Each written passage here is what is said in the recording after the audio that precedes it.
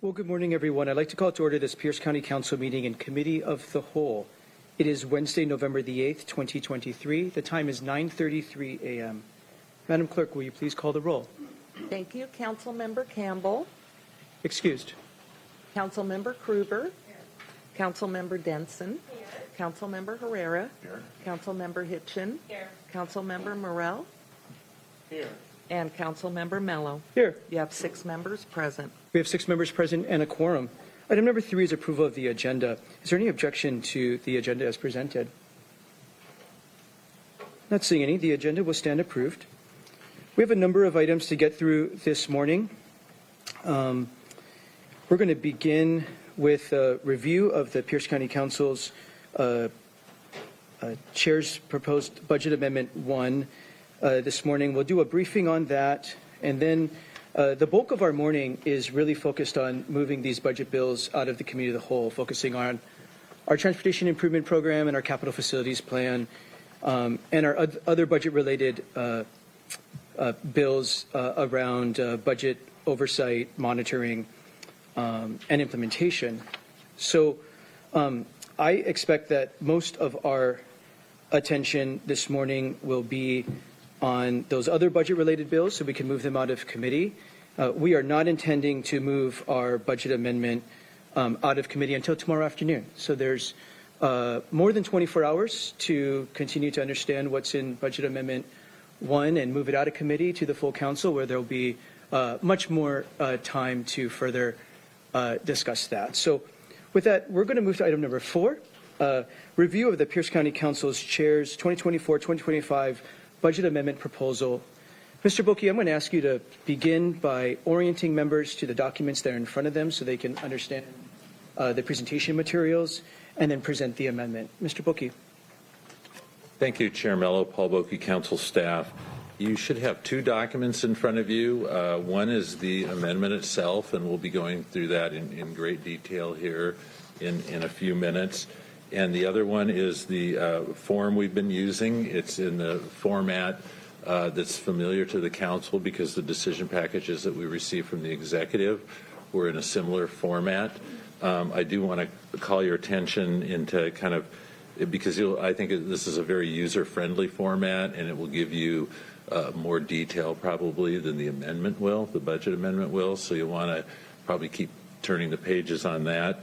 I think it'll answer a lot of questions.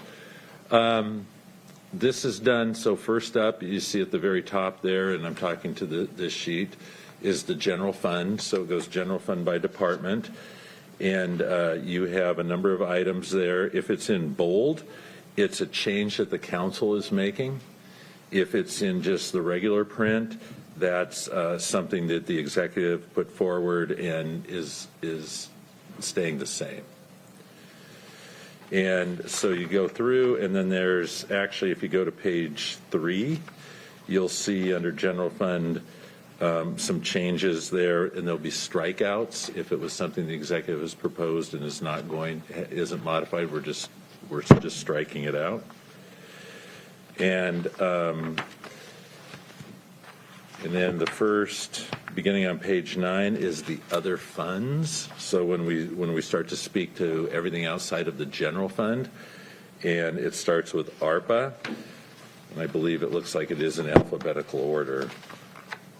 And then there's also the fund amount. So that's the gist of this. When you see revenue offset, so a lot of questions come up about revenue offset.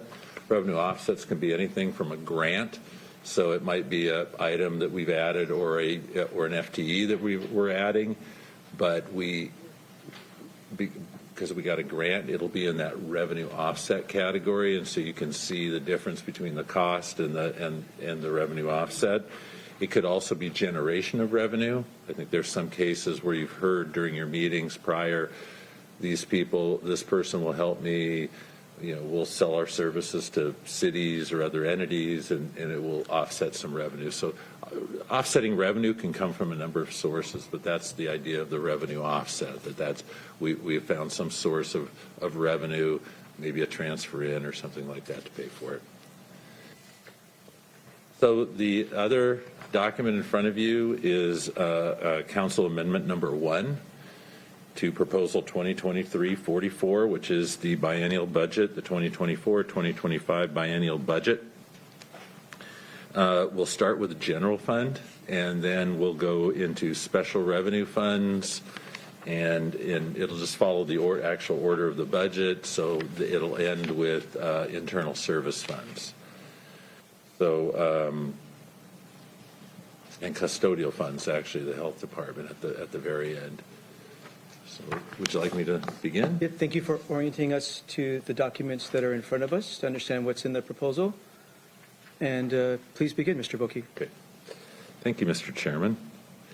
So at the beginning, on item number 1, page 1 of the proposal, and so intergovernmental revenue will increase the amount by $788,270. And this is a number of items plus a subtraction of some items. The main item here being a $1 million grant that came in for blight costs and assigned counsel.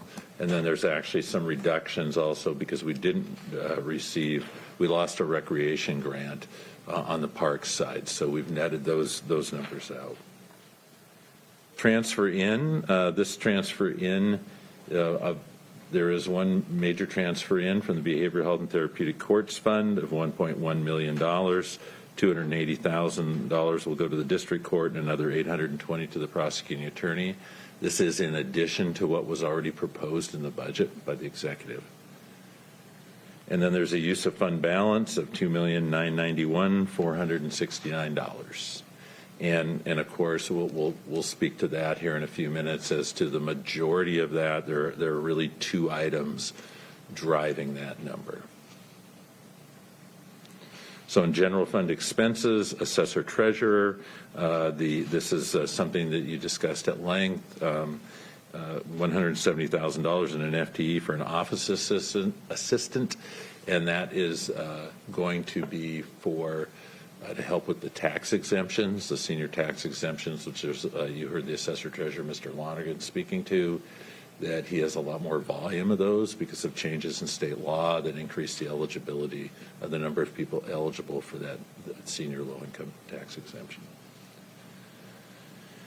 Then there's assigned counsel, and this is a net number, but you see there when we talk about intergovernmental revenue coming from increased appropriation of the Blake grant, and there's also a little bit of a reduction because you remember the assigned counsel is going to have a conflict office, and the idea here is to save some money by slowing that process down a little bit. That's up to the assigned counsel how he wants to handle that.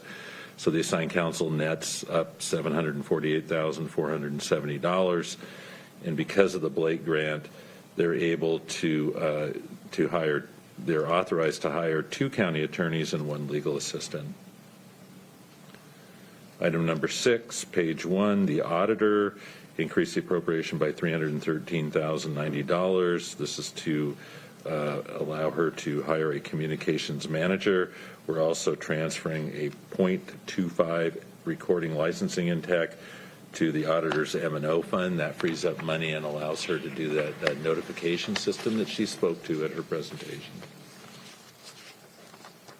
Item number 7 is the county council increased the appropriation by $1,235,000. It also has a proviso there attached to that.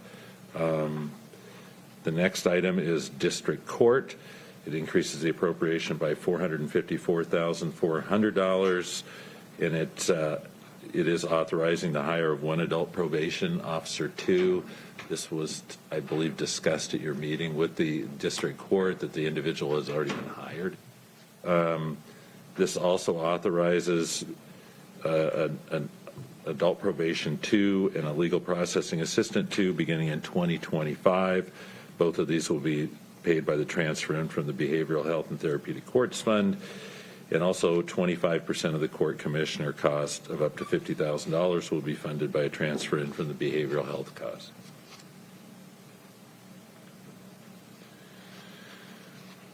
Item number 9 is emergency management. There is a decrease of 1 FTE. That's the data analyst position that they have asked for, and that reduces their budget by $382,750.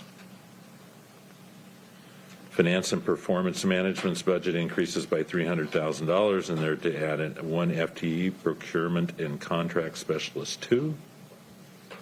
And there's also proviso attached to that. Item number 11 is the health services. That is, the health services is our general fund contribution to the health department. And in this case, we're increasing that by $100,000 for Equity Action Collaborative dues. Item number 12 is the juvenile court. It has increased the appropriation by $213,150 and add 1 FTE diversion coordinator. There are a number of changes in miscellaneous current expense. Mr. Chairman, how would you like me to go through this? I think members can read this and they can see the other document provided that's a little bit more readable. I think we should, I think you should just point out how the miscellaneous current expense and the community needs fund program interact. Okay, great. I'll point out the major items, I guess, in miscellaneous current expense. Yeah, people can read the smaller. The major items here are, and we'll do the same with the Community Needs Fund, $1,200,000 appropriation for the Asia Pacific Cultural Center. This was, they're just starting their construction. The current budget for 22-23 has $1,450,000 in it. They have already invoiced a certain amount, but this is really a carryover for this. There's also an amount for $2,750,000 for the Pierce County Community Development Corporation to establish affordable housing development and preservation rapid acquisition program to acquire land or real property. There's $300,000 that shall be used for the Human Services Department to allocate for funding, equipment, and capital needs for food banks and food insecurity programs serving Pierce County. There's $250,000 to be used by the Economic Development Department to work with the Pierce County Arts Commission to develop and allocate funding to community organizations to develop a mural arts program for properties located in unincorporated Pierce County. That's towards the bottom of page 5. Moving on to page 6, there's in the middle of the page there's $600,000 to be used by the Human Services Department to contract with 1 or more transportation providers to operate a transportation pilot program serving rural areas outside of the public transportation benefit area. And I believe those are the major items in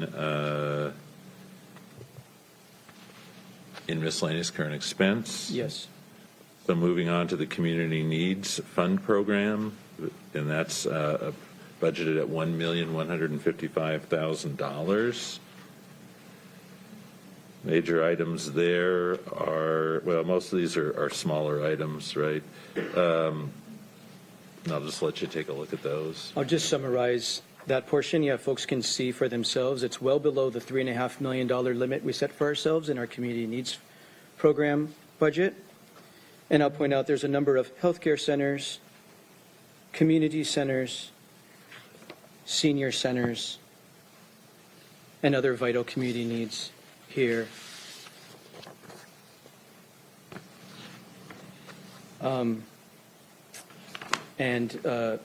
Really, there's tremendous geographic diversity here and reflective of many of the things that individual council members have brought forward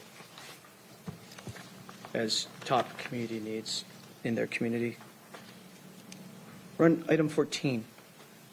Thank you, Chair Mello. So in item 14, these are items that were listed in the executive's budget under miscellaneous current expense. So those first 4 items were the categorized items in which we would go back and always call the miscellaneous current expense. And those have all been struck because that money is now being used under community needs and under miscellaneous current expense. There's also elimination of the transfer to the Behavioral Health Partnership Fund. That mainly funded the MCERT program. Breaking the cycle is struck, and the the SR 167 local match was going to come out of general fund. That's now going to come out of another fund, and we'll get to that in a little while. So that's going to move from the general fund to a non-general fund account that we've been assured is okay to use. That was originally going to be treated as a transfer to the road fund and then out of the road fund to the state of Washington. It's now going to be handled somewhere else. The next on item 15 is Parks and Recreation, decrease the appropriation by $260,200 because of a loss of a recreation grant. Item 16, Planning and Code Enforcement. You're adding one limited duration, you're reducing one limited duration planner in 2024 and authorizing one additional planner, 2 in 2025. That should be a wash. The overall amount of the appropriation to planning and code enforcement, this is the general fund side of that department, is up $300,000, and that basically has to do with the second proviso that right now I believe there's $260,000 set aside for the to use for professional service contracts to complete the environmental impact statement associated with the 2024 comprehensive plan periodic update. That will now go to $560,000 with the addition of $300,000. So it'll be at the top of page 10. Item number 17. This deals with something the council has been working on with prevention services. There's 2 provisos there, and then you go into item 18. You're not getting rid of those. You're just directing that the process be restarted in 2024. So let me mention what is left in here. What's left in here is admin, the council's items that you'll put in the next week or so, and the 25% portion that goes to the health department, which is in code. So those are not being impacted by this. These are just the ones that the allocation committee chose. You had those discussions in another venue here, and the decision was made that they would reopen that process. And the intent is to have the department reissue the RFP. Many of these people have already responded, so it's a quick process, and we expect to turn it around by mid-February next year. So we'll get the dollars out very early in the first quarter of next year. Thank you, Chair Mello. Item 19 at the beginning of page 11, prosecuting attorney, increase the appropriation by $611,420. You're authorizing them to hire a .86 FTE child forensic investigator. This was requested by the prosecuting attorney. The prosecuting attorney is authorized to hire 1 county attorney 4 to be used solely to review and process contracts for Pierce County departments. And the prosecuting attorney is authorized to use vacancy savings to hire a .FTE supportive administrative associate and a .FTE supportive administrative associate. And I believe she spoke to this at her presentation in front of the council. Next is Sheriff Corrections. This is the Corrections Department. This is $813,289. This is for increased radio costs. This and the next, and part of the next item that I'll speak to, this is the first portion of 2 portions, the Corrections Department and the Sheriff's Department, that where this is a big portion. These 3 items that we're talking about here are the reason you're using the fund balance. So the increased radio costs, which popped up here recently, the next line item, Sheriff Law Enforcement, you're increasing the appropriation by $2,265,947. This is you're making a $747,000 transfer to IT for the Axon camera taser upgrade, and you'll see the flip side of this when we get to IT. That's very much towards the end of this presentation. So that portion is coming out of fund balance. It's a good use of fund balance because it's a one-time expense, and then the increased radio costs of $1,518,937. Item number 22, special projects, decrease the appropriation by $974,320, and the line item being reduced there is the Civilian Review Board. Item number 23 is Superior Court. This is one they mentioned in their presentation. This is the reduction of the family law guardian ad litem. I believe someone was retiring or something like that, and the position was coming open. The court offered the position, and you're reducing the appropriation by $250,000. So that's it for the general fund, Mr. Chairman. Thank you. Let's move to special revenue funds. Okay. So special revenue funds. First one is a proviso on page 2 of the proposal for the Affordable and Supportive Housing Sales Tax Fund.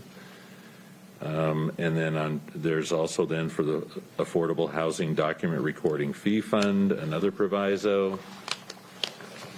The top of page 26, this is in the mirror of the auditor's changes, or not completely a mirror, but a mirror when it comes to the transfer of the 0.25 FTE from the auditor to the auditor's M&O, and we're plussing up that budget by $51,770. Behavioral health and therapeutic courts increased the appropriation by $6,800,000, and you see the various provisos there. The biggest one being the $4.2 million of this appropriation shall be used to proportionately increase the funding for projects recommended for funding under Resolution R 2023-122, not to exceed the amount of funding requested or the amount found eligible for funding.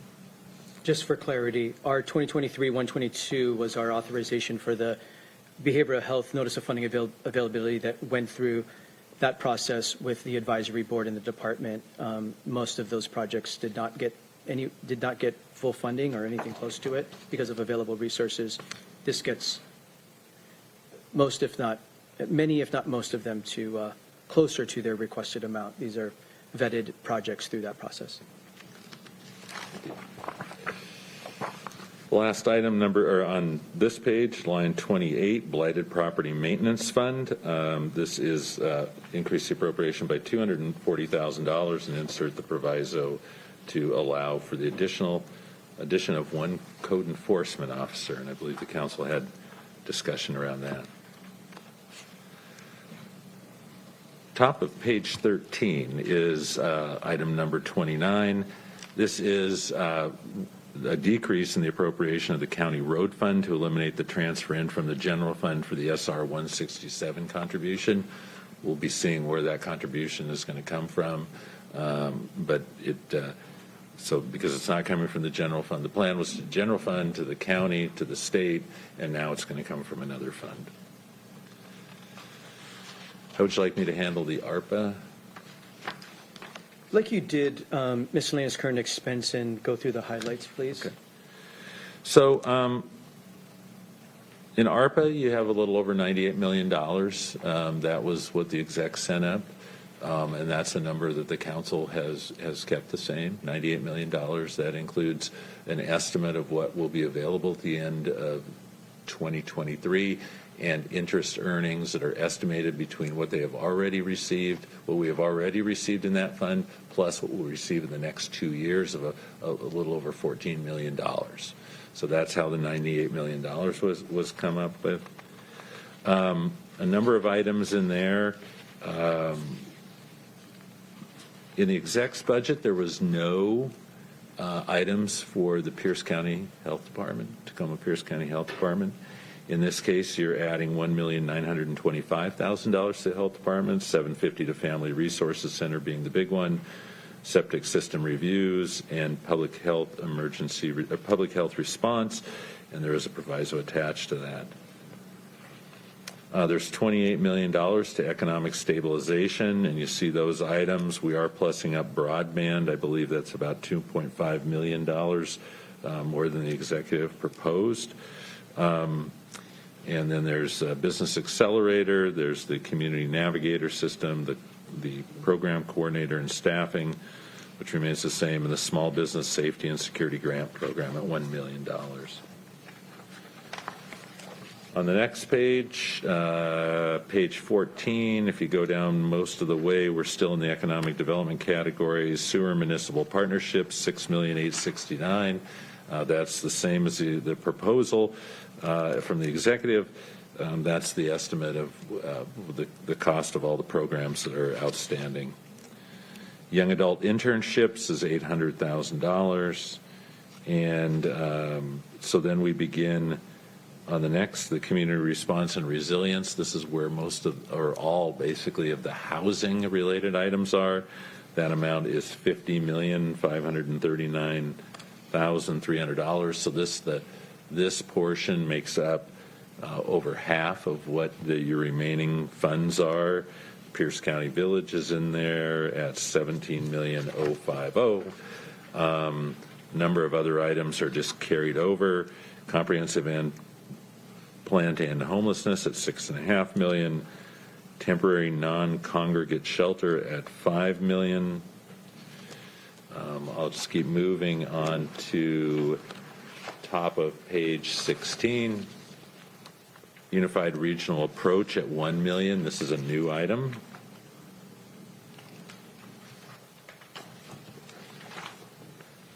Going to the top of page 17, homeless stability site. I believe this is a new item, $2,500,000. There's also a new item, Tacoma Pro Bono eviction prevention assistance, $550,000. New category, rental and utility assistance, $1,300,300. Domestic violence services, $500,000, and I believe that's new. And food insecurity, $1,350,000, and I believe that's a plus up of about $150,000. Going on to page 18, there's youth diversion programs at $600,000, and a proviso there that this shall be used by the juvenile court for their youth diversion programs. There's also $10,437,470 for essential government services, the admin level, the court backlog, which is basically for prosecuting attorneys. The Justice Center facility improvement is cut from $5 million to $2.5 million, but we make it up elsewhere in the budget. And jail confinement alternative program, which was not in the original budget but was requested by the Sheriff's Department at $410,000. There's a Sheriff's Incentive Program that was spoke to by Sheriff and Corrections at their meeting, but there's an additional line of $345,000 for a juvenile court detention incentive program, and then there is a proviso to let you know that. So that's a new item, but it's an item that the council discussed.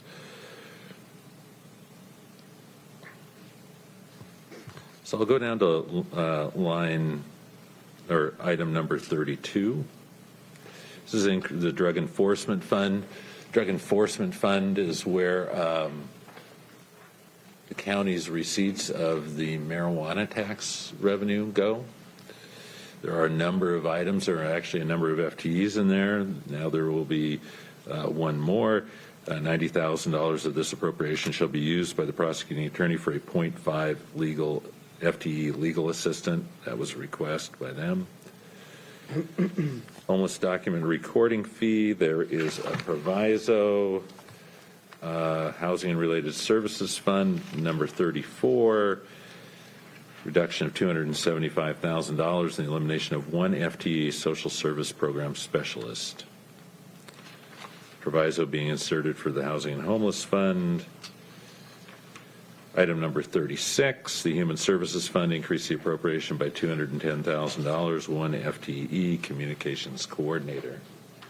I believe this was discussed at the meeting when Human Services came on. They were the first ones here, so it seems like a long time ago. Item number 37, the Opioid Settlement Fund. This is increasing the appropriation by $450,000. Several provisos there.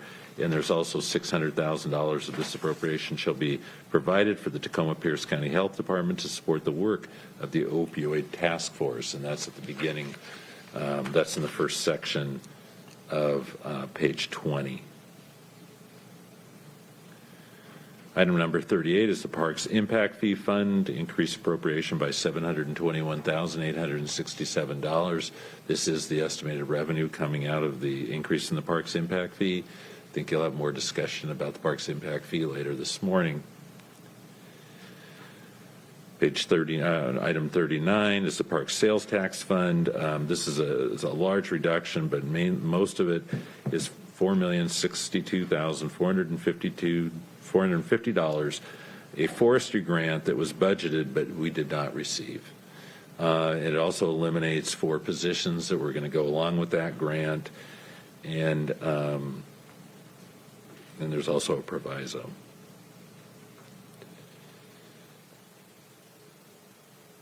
Page 40, or item 40, Real Estate Excise Tax Fund, increase the appropriation by $2.5 million. It's the use of fund balance transfer to REIT Capital Improvement Fund for the CCB Justice Center improvements. This is the makeup for the reduction on the ARPA side. So the proposed budget had $5 million of ARPA money going to this. You reduce that to in this proposal, it's reduced to $2.5 million, but this is where the other $2.5 million is getting made up.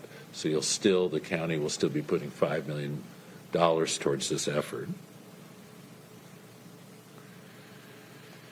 So item number 41, Second REIT Roads Fund. This is increase the appropriation by $1 million. This is the local match for SR 167. So this is the makeup of, rather than taking it out of the general fund, we're taking this now out of this Second REIT Roads. Item 42 is the surface water management, increase the appropriation by $117,000. And there's to hire a planner 2 in 2025 to implement the Upper Puyallup River Community Forestry Initiative. And then there is a proviso dealing with that position right after that. Item number 43 is the Taxpayer Accountability Fund, which we often refer to by the other term PASTA account. There are a number of provisos there to indicate how the amounts will be spent.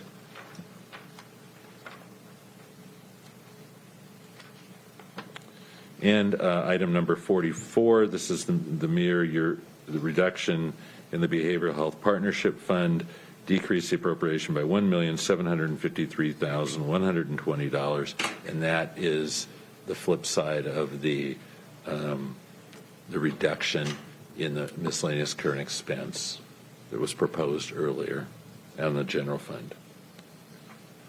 So on to capital projects funds. On page 4 of the proposal, line 17, REIT Capital Improvement Fund. You're adding several provisos there about Tacoma Pierce County Health Department study that needs to come back to the council by March 1st, 2024, and a facilities management study to finalize the 2023 Riemann Hall redevelopment study, and that is to come to before the council before March 1st, 2024. Into the enterprise funds. First one is the Solid Waste Management Fund, increase the appropriation by $696,307. And you're hiring 1 office assistant, 1 sustainability grant coordinator, and 1 project coordinator. And there's also provisos there to kind of discuss what they'll be doing. Item number 47 is the Sewer Utility Fund, our largest enterprise fund. Sewer utility increased the appropriation by $635,000, and this codifies or puts in, the $635,000 that will be available in an interfund loan to support the expansion of the Pierce County water utility. And I believe you're working on that on a separate track. Internal service funds, those are funds that provide services to other county departments. Largest one there is fleet rental. This was a request by the finance department. It's in charge of fleet rental. This is an increase of $2,600,000, and it's just simply that they, because of supply chain difficulties, strikes, whatever, that a number of vehicle purchases will end up in the next biennium rather than this biennium. It's just a timing difference. Of course, this is a self-funding fund. The majority of the vehicles purchased in this fund are for the Sheriff's Department.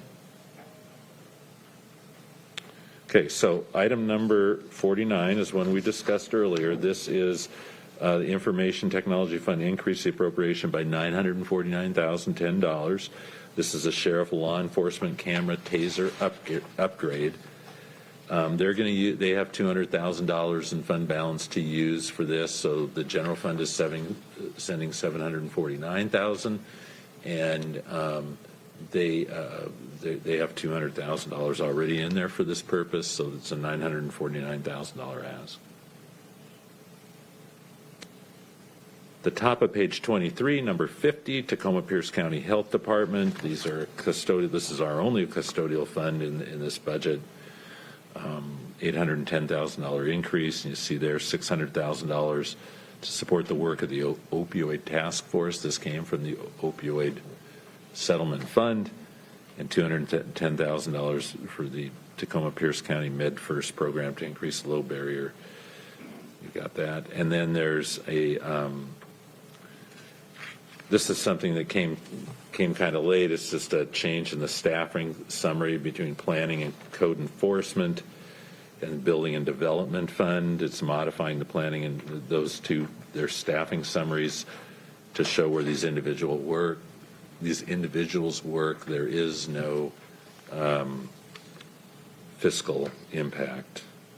And I believe, Mr. Chairman, that is all for now. I would note that now that everybody has this, and we're still working on making sure everything balances, so there may be some slight adjustment to some numbers and whatnot in the next 24 hours. Well, thank you, Mr. Boki. Thank you for briefing the amendment. I want to begin by thanking staff.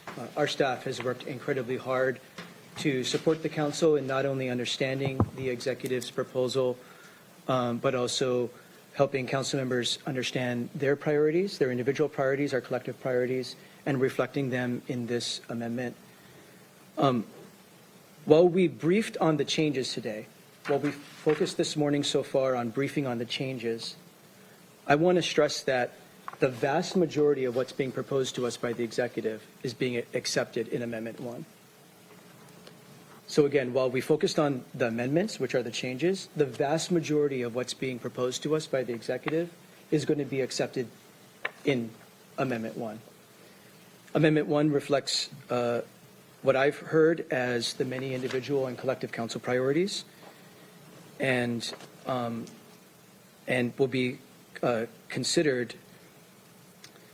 My recommendation is that now that every member has this, you have the companion document that you're used to seeing. You have the amendment. If you have requests for changes to Amendment 1, did we not get the proviso quite right? A glaring error, something you want to discuss, please come and see me. You have more than 24 hours to come and see me, and we'll talk about potentially addressing Amendment 1 before it's formally offered tomorrow. Council members will have the opportunity to amend. We'll roll this into a substitute and advance it tomorrow, and council members will have an opportunity to offer amendments on the 14th and the 21st. So if you have questions about Amendment 1 or suggestions for me, please come and see me. I'm fully available all day through the night and tomorrow. Our staff is available to answer any questions as well. Mr. Boki, Ms. Chapman know this proposal very well. So do our policy team. All of our policy team members, led by Mr. Taylor, know what's in here and can answer any questions. So my suggestion is we do move on soon. Folks continue to understand what's in here. Nothing in here should be terribly new. Most of it's reflected from the executive and the departments of things we've heard since September. things we've discussed in various forums, individually, collectively, in many, many different forums. So please ask your questions of Mr. Boki if there's any questions in here, or our policy team. And at tomorrow afternoon's Committee of the Whole, we will entertain Amendment 1 and advance it out of the Committee of the Whole to the full council so we can have a public hearing on November 14th. Again, I want to really thank the amount of energy council has put into developing Council Amendment Number 1. I really hope members see their priorities reflected in Amendment 1. Every single member has had a significant imprint on Amendment 1. You should see your priorities. Maybe it's not absolutely everything that you've asked for and talked about, but I think every member's major priorities can be found in Amendment 1. It's really reflective of the council and community's priorities and aligns our resources with our major challenges and our priorities. So with that, I'm going to ask us to move on to item number 5, proposal number 2023-52S.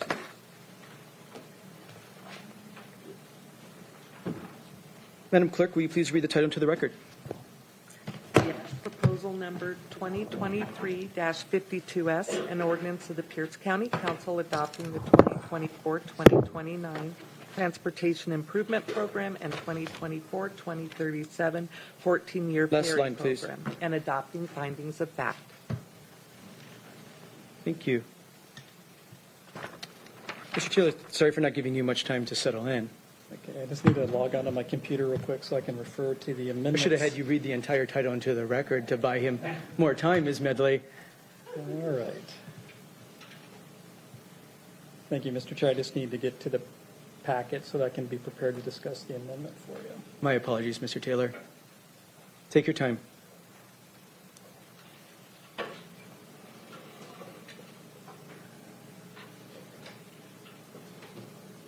All right. I am ready.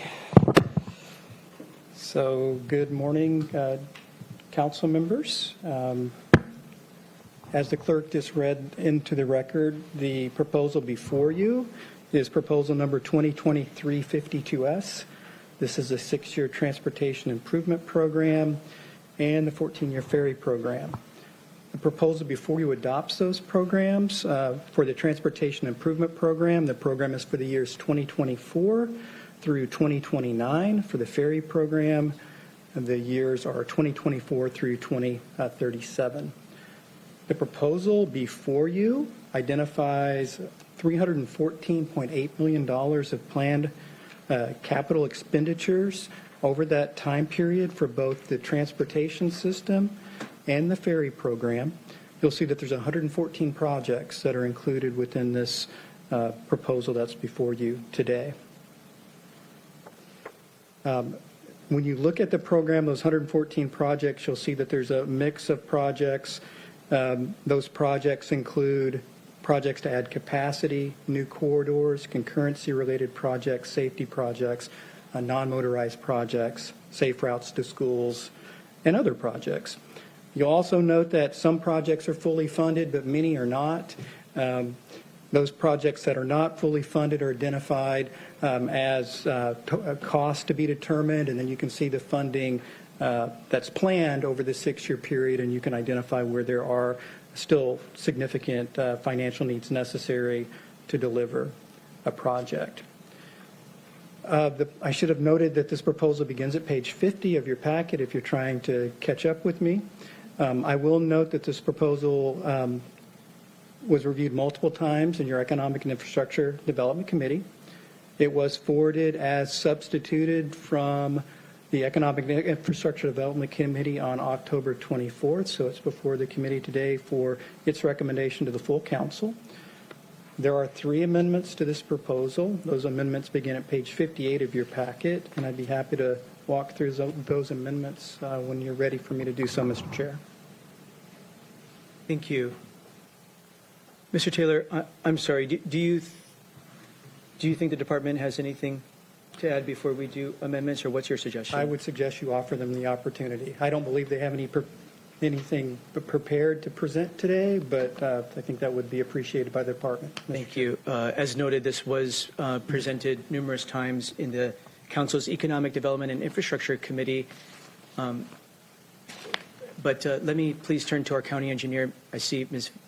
McFadden with her camera on. Good morning, Ms. McFadden. Do you have anything to add on behalf of the department? Good morning. Thank you for the opportunity, Mr. Chair. My name is Melissa McFadden. I'm the county engineer. This transportation improvement program represents our very best our best effort to address all of the county executive and county council's priorities, and we're looking forward to taking any questions from y'all. Well, thank you, Ms. McFadden. Do members have any questions before we offer amendments?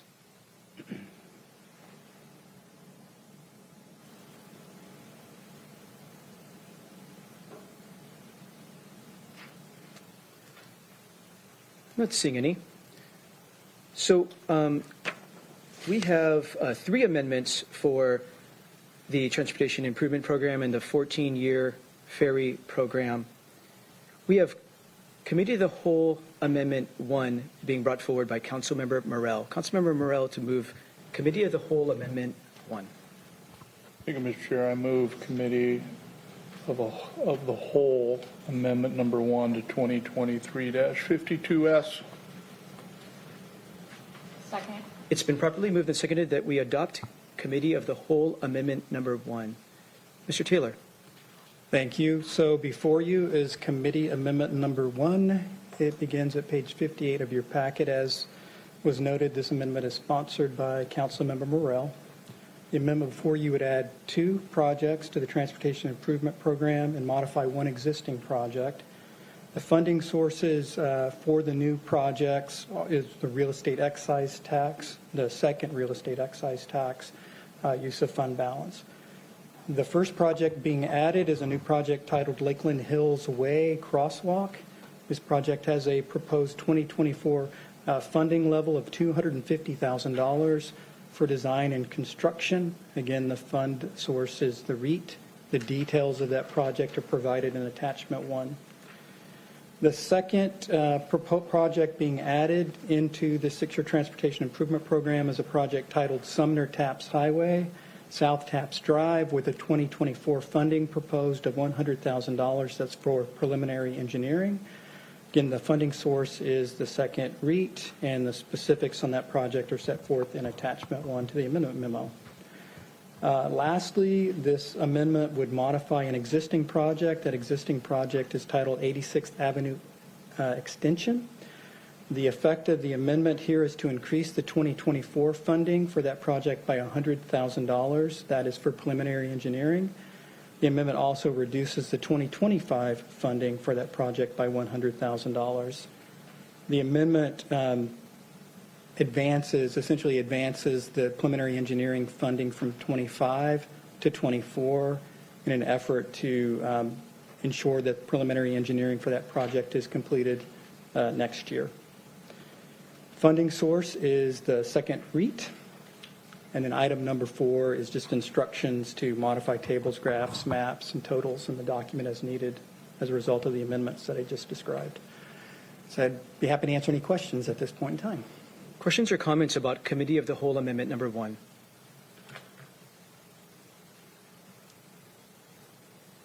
Councilmember Morell. Thank you, Mr. Chair. I appreciate staff's help on trying to move these projects forward. But I think that their viability is very important to the community. But my question to Mr. Taylor, has this both of the projects, the Lakeland Hills and the Taps Highway intersection, has it been vetted through planning and public works, and have they kind of given a report back?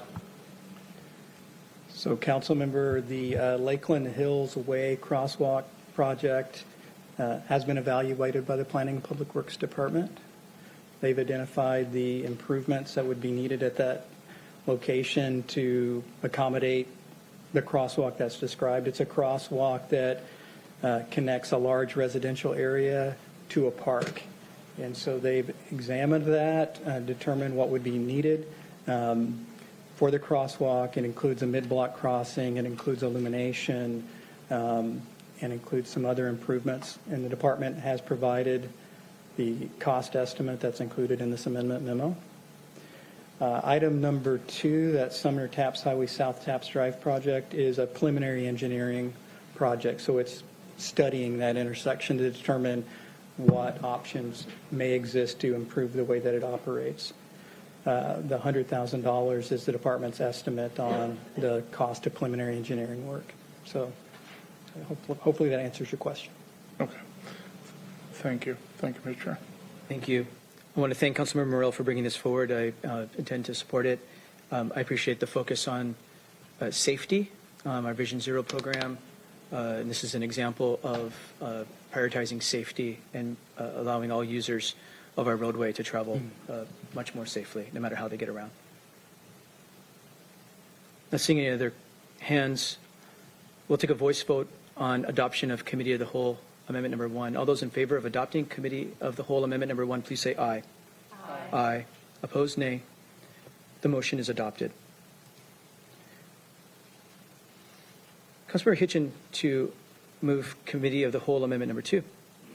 Thank you, Chair. I'd like to move Committee of the Whole Amendment number 2 to 2023-52S. Second. It's been properly moved and seconded that we adopt Committee of the Whole Amendment number 2. Mr. Taylor. Thank you. As noted, Committee Amendment number 2 is sponsored by Councilmember Hitchin. This amendment would add one new project to the 6-year Transportation Improvement Program and modify one existing project. The funding source for the project being added is the County Road Fund. So item 1 is the addition of a new project. This project is titled C Street South Traffic Calming. Has proposed 2024 funding of $50,000. That's for preliminary engineering. The project description is provided in attachment 1, but it's essentially an assessment of that, a portion of that corridor to determine what measures could be taken to help reduce speeds and calm traffic. But it is preliminary engineering work. Item number 2 modifies an existing project. That project is the Centers and Corridors BRT project. There's no change in funding proposed. What this amendment is doing is changing the title of the project to reflect changes in transit service design on Pacific Avenue that council members are aware of. Also adds reference to the Blue Zones initiative, which is occurring in that same geographic area, and the improvements that the non-motorized active transportation improvements and transit improvements that are advanced by this program would also serve to achieve some of the outcomes that the Blue Zones initiative seeks to achieve. And so there's a relationship there between those various projects. And so that's being referenced in the project description. The details are provided in attachment 1. And then lastly, like the prior amendment, item 3 is just the wrap-up, modifying tables, graphs, maps, et cetera, as needed. And I'd be happy to answer any questions, Mr. Chair. Thank you. Questions or comments about Committee of the Whole Amendment number 2? Councilmember Hitchin. Thank you, Chair. Comments, not questions. So item number 1 is a section on C Street where we've had a recent death, we've had homes hit, we've had fences hit, and it just keeps happening. And it's an odd section where I have lots of infrastructure going in by the county on one end, planned projects on the other. The road is the width of about 4 lanes. There's bike lanes and stuff on both ends, but randomly this section just doesn't. It doesn't have any of the things, and obviously it's causing problems because we had repeated houses hit, repeated fences hits, and deaths. So I think it's really important that we highlight this now and say that we're going to do something, especially as we have projects currently going on both ends of this corridor. So just wanted to bring that to light. And then the second one, while we all remained hopeful about BRT, it has shifted. We have a lot of intentional work. We have planners working. We have both both of our healthcare facility programs that have contributed to the blue zone. So we are already investing in thinking about how we improve movement in that corridor. And so instead of just throwing it out, why don't we continue to work and focus on the work that's coming out of this community-based partnership with our two hospital systems and the county. And so it seemed like a perfect opportunity. It's the same geography as originally was outlined in this planning for the BRT. It truly is essentially doing the same thing, but instead of worrying about the infrastructure of bus stops, it's worrying about the infrastructure of how people get to those corridors safely. So it seemed like a natural fit because it kept it all in the same place, but just made sure we were aligning to the work of the Blue Zones project. Thank you, Chair. Thank you. Other questions or comments about Amendment 2? I want to thank Councilmember Hitchin for bringing this forward. Thank you for seeing the gap that you've identified in your community that you know well, and bringing some resources to find a fix to improve safety here for all users, especially those who are most vulnerable. And also, I love the idea of making sure that the immense amount of effort that's going on in the Parkland-Spanaway area with the Blue Zones project has real substantive project dollars to work with. We know that one of the major project initiatives that are moving forward out of Blue Zones is placemaking and figuring out how our infrastructure can help people who live in Parkland-Spanaway live healthier lives. And that all goes back to our built environment. So thank you for helping to align our resources with our values here and this major initiative so there are resources to implement that, begin implementing that work. There's a lot of work to do to improve our built environment. The vote is on adoption of Committee Amendment number 2. All those in favor of adopting Committee Amendment number 2, please say aye. Aye. Opposed, nay. The amendment is adopted. We have Committee Amendment number 3 before us. Councilmember Hitchin to move Committee of the Whole Amendment number 3, please. Thank you, Chair. I move Committee Amendment of the Whole number 3 for Proposal 2023-52S. Second. It's been properly moved and seconded that we adopt Committee of the Whole Amendment number 3. Mr. Taylor, to brief. Thank you. So Committee of the Whole Amendment number 3 is sponsored by Councilmember Campbell. This amendment includes modifications to the Transportation Improvement Program that are requested by the Planning and Public Works Department. These modifications include the addition of 2 new projects and the modification of 2 existing projects. Funding for the amendments is from the County Road Fund, the Washington State Department of Transportation, and Community Development Block Grant funds. So item 1 is the addition of a new project. This project is titled Bridge number 18204A, Puyallup River. That's more commonly known as the Milroy Bridge. The item here adds 2024 funding of $3,500,000. That is for the purpose of a full containment cleaning and inspection of the bridge. It's required by the regulatory agencies that oversee bridge safety. Funding source is County Road Fund, fund balance, and the specific revisions are set forth in Attachment 1. Item number 2 modifies an existing project. It's the project titled I-5 Joint Base Lewis-McChord Shared Use Path. The effect of the amendment is to increase funding in the years 2025 through 2029 by $13,400,000. That additional funding is for engineering, right-of-way acquisition, and construction. The source of that funding is the Washington State Department of Transportation, so those are all state funds. Those funds allow that project to be completed by the year 2029. Again, the details are in Attachment 1. Item number 3 modifies an existing project that is titled SR 507, SR 702. This will increase funding in years 2026 through 2029 by $500,000 for engineering. The source of funds is the Washington State Department of Transportation, and for reference, that project is south of the Roy Y, so it's the Spanaway Community Elk Plain kind of transition area. And then lastly, item number 4 adds a new project. This project is titled 2024 Street Lighting Program with 2024 funding of $250,000. This is a project to install street lighting at various locations in the community. Funding source is Community Development Block Grant funds, and the details again are in attachment 1. Item 5 is the roll-up of all the changes as needed into the tables, graphs, and maps and totals, and I'd be happy to answer any questions at this time. Thank you, Mr. Taylor. Are there questions or comments about Committee of the Whole Amendment number 3? Councilmember Herrera. Thank you, Chair. The question is on item number 1 for the, is it the Milroy Bridge? Yes, sir. And so that's 3.5 million just to clean the bridge, for it to be inspected.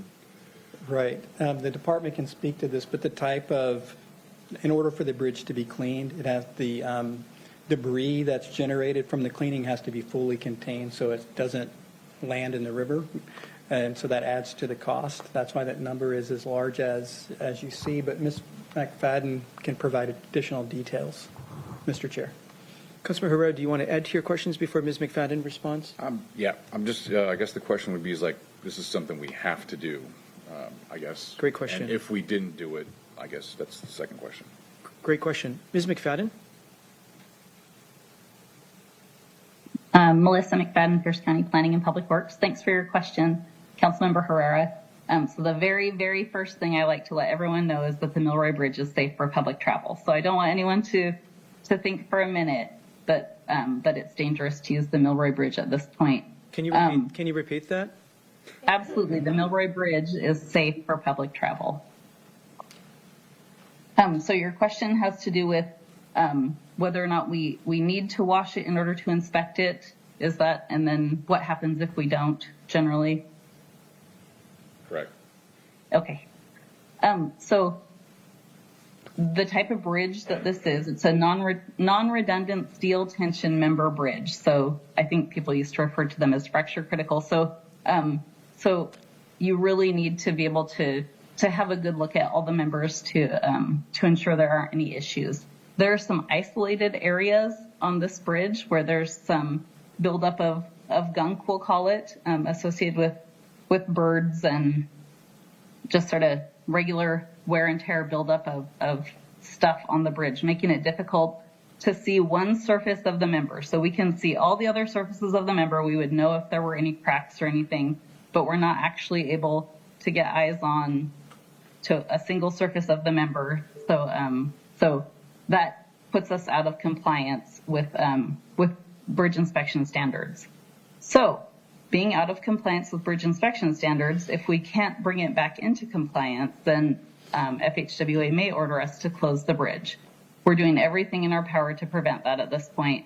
Again, I think as Mr. Taylor stated, in order to do a full inspection, we do have to clean those members.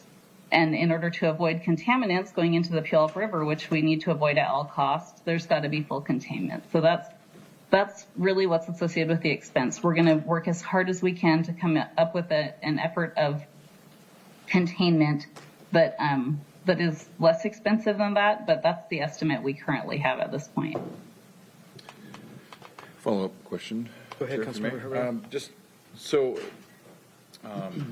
was this a surprise of the timing of this, or is it something like we know it's coming? We just,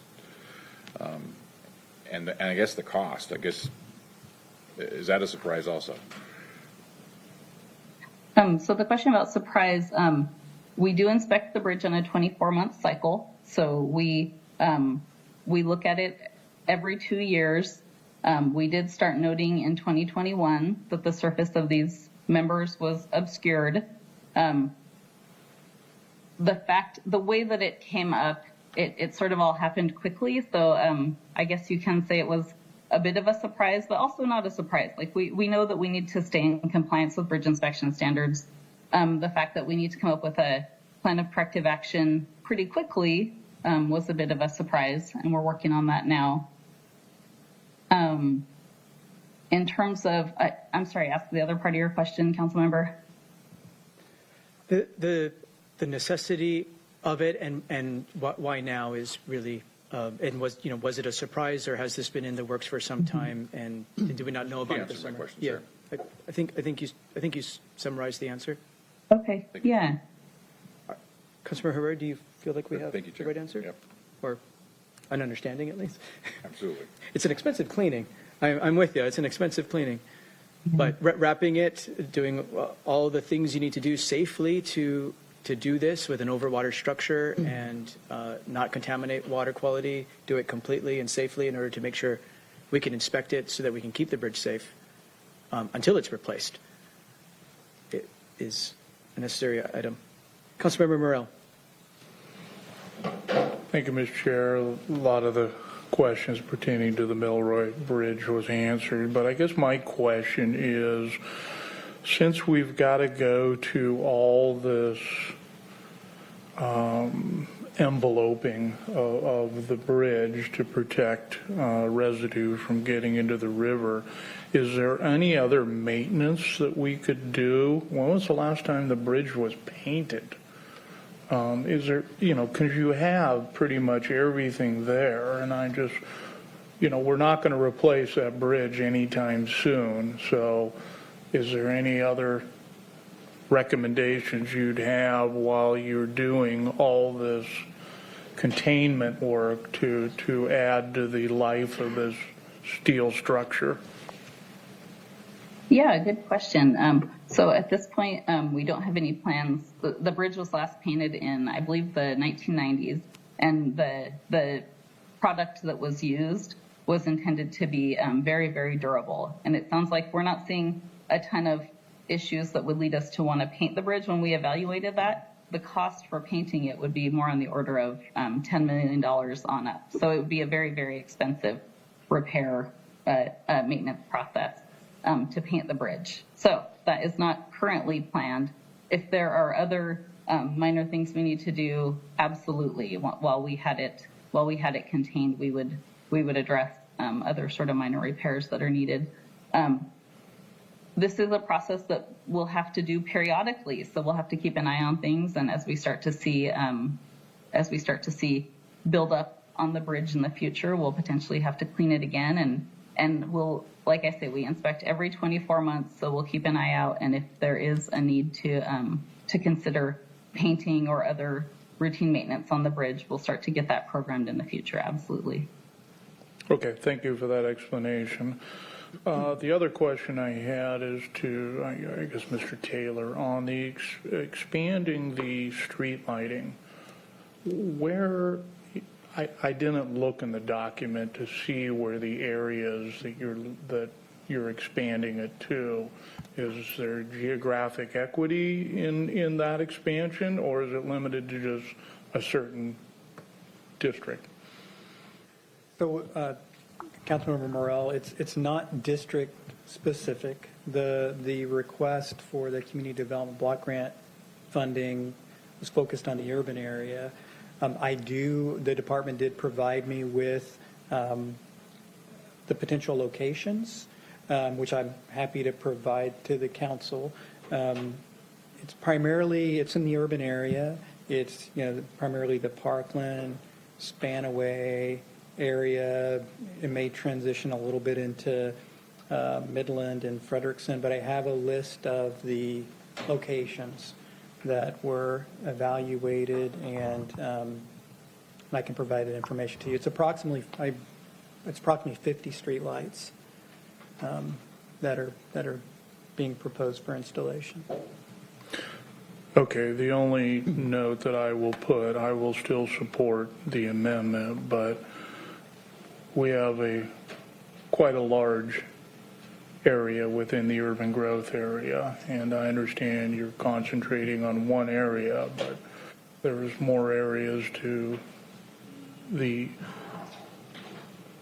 unincorporated areas of Pierce County than just this area, and that was one of the concerns I had with this project moving it forward a year ago, was that there would be equity in all districts. But So just one item to clarify on this project. This was a department requested ad. The area that the lights that were submitted or requested community development block grant funding was determined by department executive branch action. The council didn't specify the locations.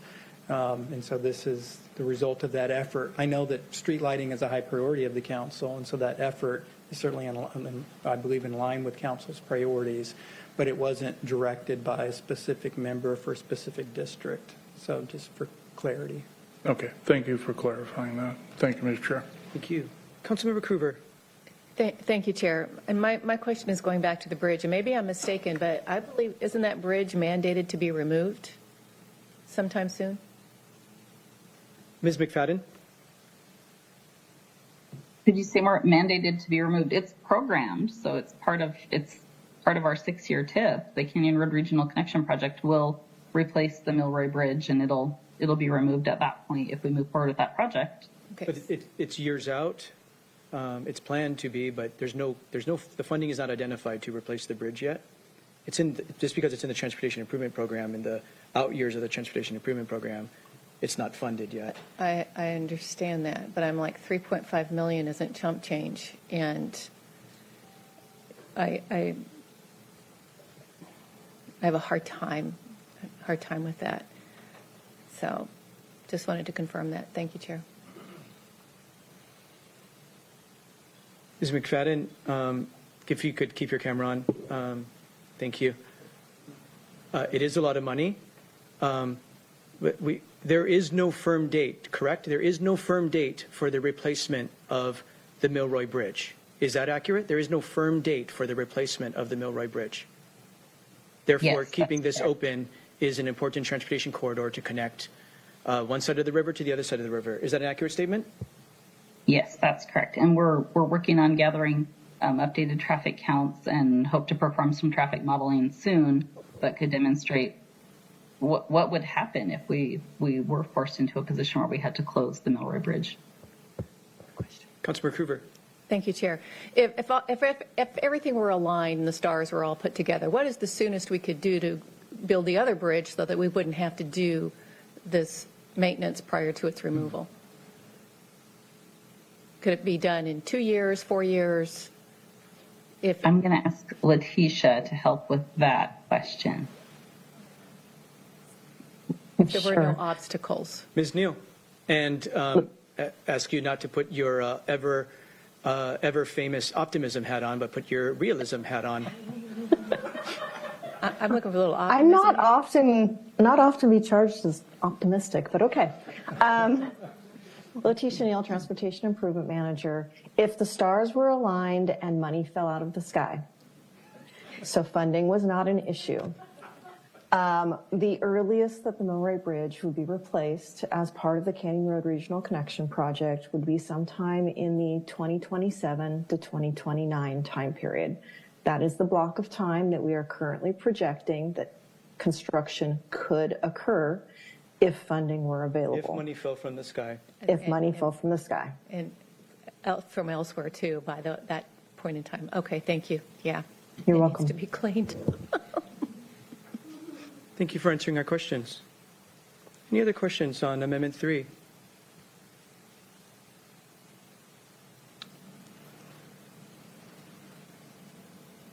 Not seeing any. Bridge repair, especially over water structures where bridges usually are expensive to maintain. It's why I think this council keeps wanting to make sure there are resources to take care of our existing infrastructure before we build new fancy things. Our existing infrastructure is expensive to maintain, and we have to make sure we're providing adequate resources to protect our existing infrastructure. Councilor Coover, your light's back on. Thank you, Chair. The transportation, the way it's exponentially increasing in costs, I have fears of what's coming down. My question is on the roundabout that is at the Roy Y. And is that, I'm assuming, is that mandated by the state? Was the funding provided for that by the state? I'm trying to remember. Is that in Amendment 3? No, council member. That is amendment number 3. That you're referring to let me get back to that amendment memo. That's the Yeah, I think project that's south of the Roy Y, basically. I thought okay. Yeah, that's State Department of Transportation funded project. Yes. Okay. At SR 507 and 702? Oh, okay. I'm thinking Roy Y instead of 5. A roundabout.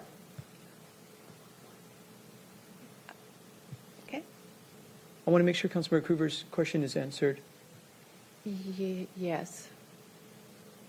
It So the is. project description is a public partnership with the Washington State Department of Transportation to construct a roundabout and associated sidewalk illumination and storm drainage at the intersection of two state highways. And that's the location SR 507 and SR 702. Thank you. 702. Okay. I know where. To Councilmember Kruger's question, That's is this roundabout a suggestion, recommendation, request of the State Department of Transportation? Is it our idea? Is it someone else's idea? Who's My understanding, this is a state route, and so Ms. Neal, please correct me, but this is the county's participation in a state project. This is a project, though, of the State Department of Transportation. This is their highway. This is the state's highway system. We occasionally do have these partnership projects with the state where our rights of way intersect with the state highway rights of way, and we're coordinating and partnering on the project. If you look at this, it's entirely funded by the State Department of Transportation. But I'd ask Ms. Neal to add additional information to complete the rest of the description that I Ms. just Neal. provided. Letitia Neal, Transportation Improvement Manager. Yes, this is a project that is originated with Washington State Department of Transportation. They have determined that there will be a roundabout at this location. So that was not a preferred option or even analyzed by county staff. So our role is to take the project that WashDOT wants to have at that location, and we'll be doing the design, permitting, property acquisition, and construction, after which it will still remain a state highway, and it will be fully operated and maintained by WashDOT. Thank you, Chair. I was thinking just Roy Y has been on my mind, but yes, that's the T intersection there, and it'll be interesting. Thank you. Thank you, Chair. Thank you. Any other questions about Amendment 3?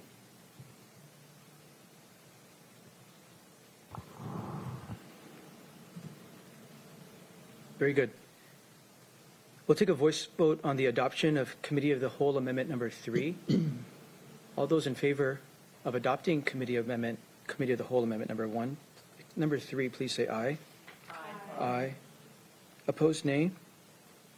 The motion is adopted. Mr. Taylor, those are all the three amendments I'm aware of. Are you aware of any others? You are correct. Those are the three amendments. I'm not aware of any other amendments, Mr. Chair. Any other amendments by other members? None are prepared. Motion to, we'll do a public hearing, and then we'll attempt to advance this or see if any member wants to hold it over for tomorrow's Committee of the Whole. So let's open up for a public hearing. This is a public hearing on the Transportation Improvement Program and the 14-year ferry program.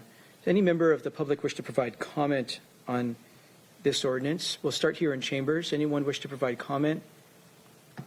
Not seeing any in council chambers. We'll move to the Zoom room. Ms. Price.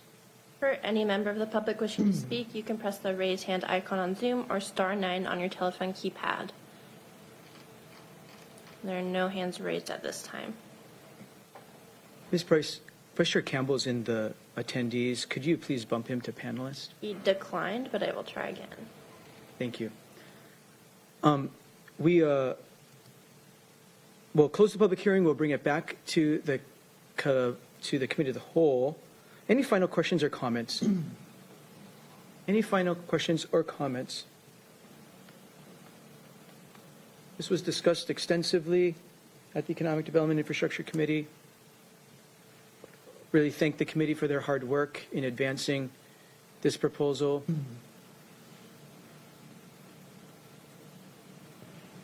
Councilmember Morell to roll amendments into a substitute and to advance to the full council on November 14th, please. Unless there's a member who wishes to hold this. Let me pause there. Excuse me. I indicated that if any member wishes to hold something over to Thursday's Committee of the Whole, we will certainly consider that. Does any member wish to hold over the Transportation Improvement Program, and the 14-year ferry program for further consideration of amendment tomorrow. We're ready to advance to full council next week. Councilmember Morell to roll all amendments into a substitute and advance to the meeting of the 14th, please. Thank you, Mr. Chair. I move that we roll all amendments into a substitute 2023-52S and move it to the council meeting on November 14th. With which recommendation? With what kind of recommendation? With a do pass recommendation. Second. It's been properly moved and seconded that we roll all amendments into a second substitute and advance to the full council with a do pass recommendation. This will be up for public hearing on Tuesday, November 14th. All those in favor, please say aye. Aye. Aye. Opposed, nay. Aye. Opposed, nay. The motion is adopted.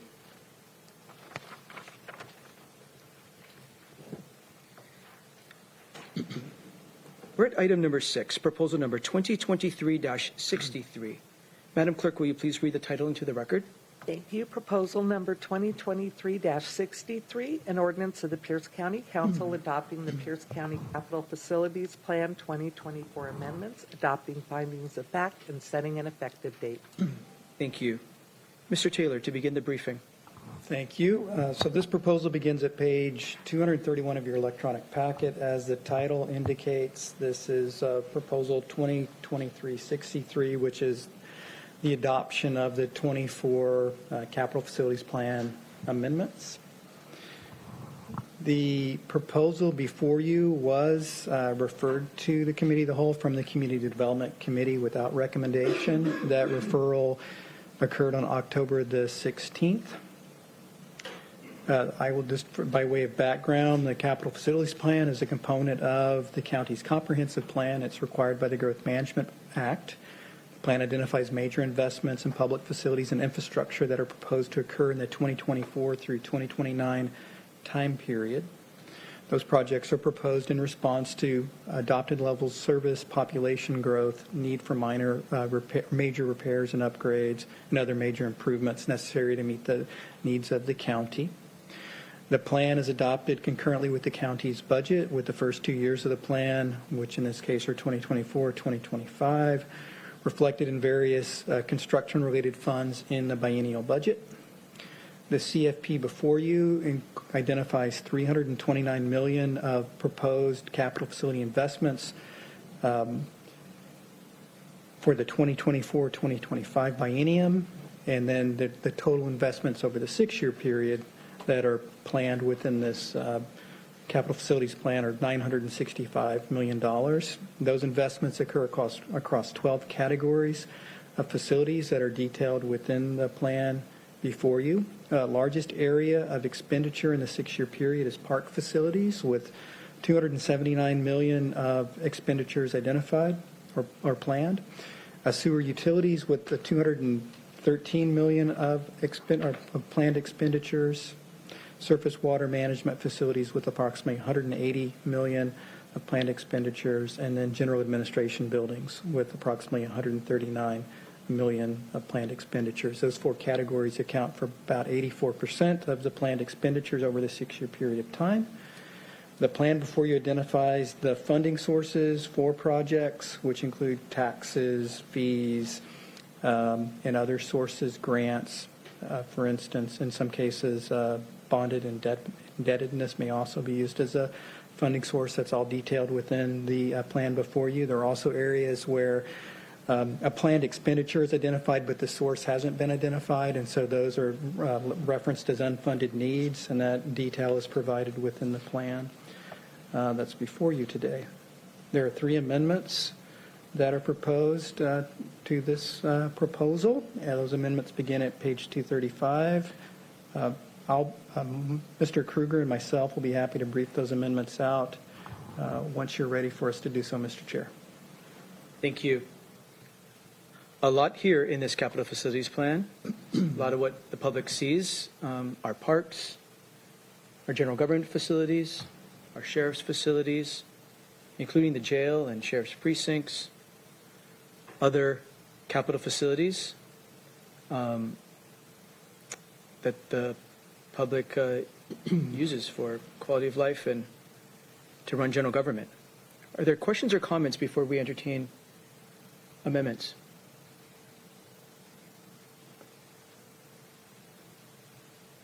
We discussed this extensively in a previous committee of the whole, in budget retreat, and in the Community Development Committee. And Mr. Chair, I was remiss. I should have noted that Ms. DeMuth, who's essentially the staff lead on the capital facilities plan, is present if you wish to hear from her before considering the amendments. Thank you. Ms. DeMuth, do you have anything to add? Thank you for your hard work on this. A lot of herding of cats. A lot of hard work by staff. A lot of great ideas in here. Okay. We have 3 amendments to the capital facilities plan. The first is a technical amendment.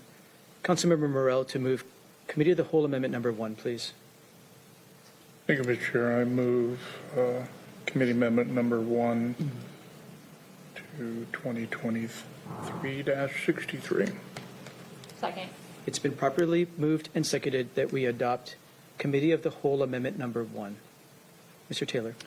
Thank you. So committee amendment number 1, as the chair noted, is a technical amendment. This amendment modifies the proposal to add dates of public hearings.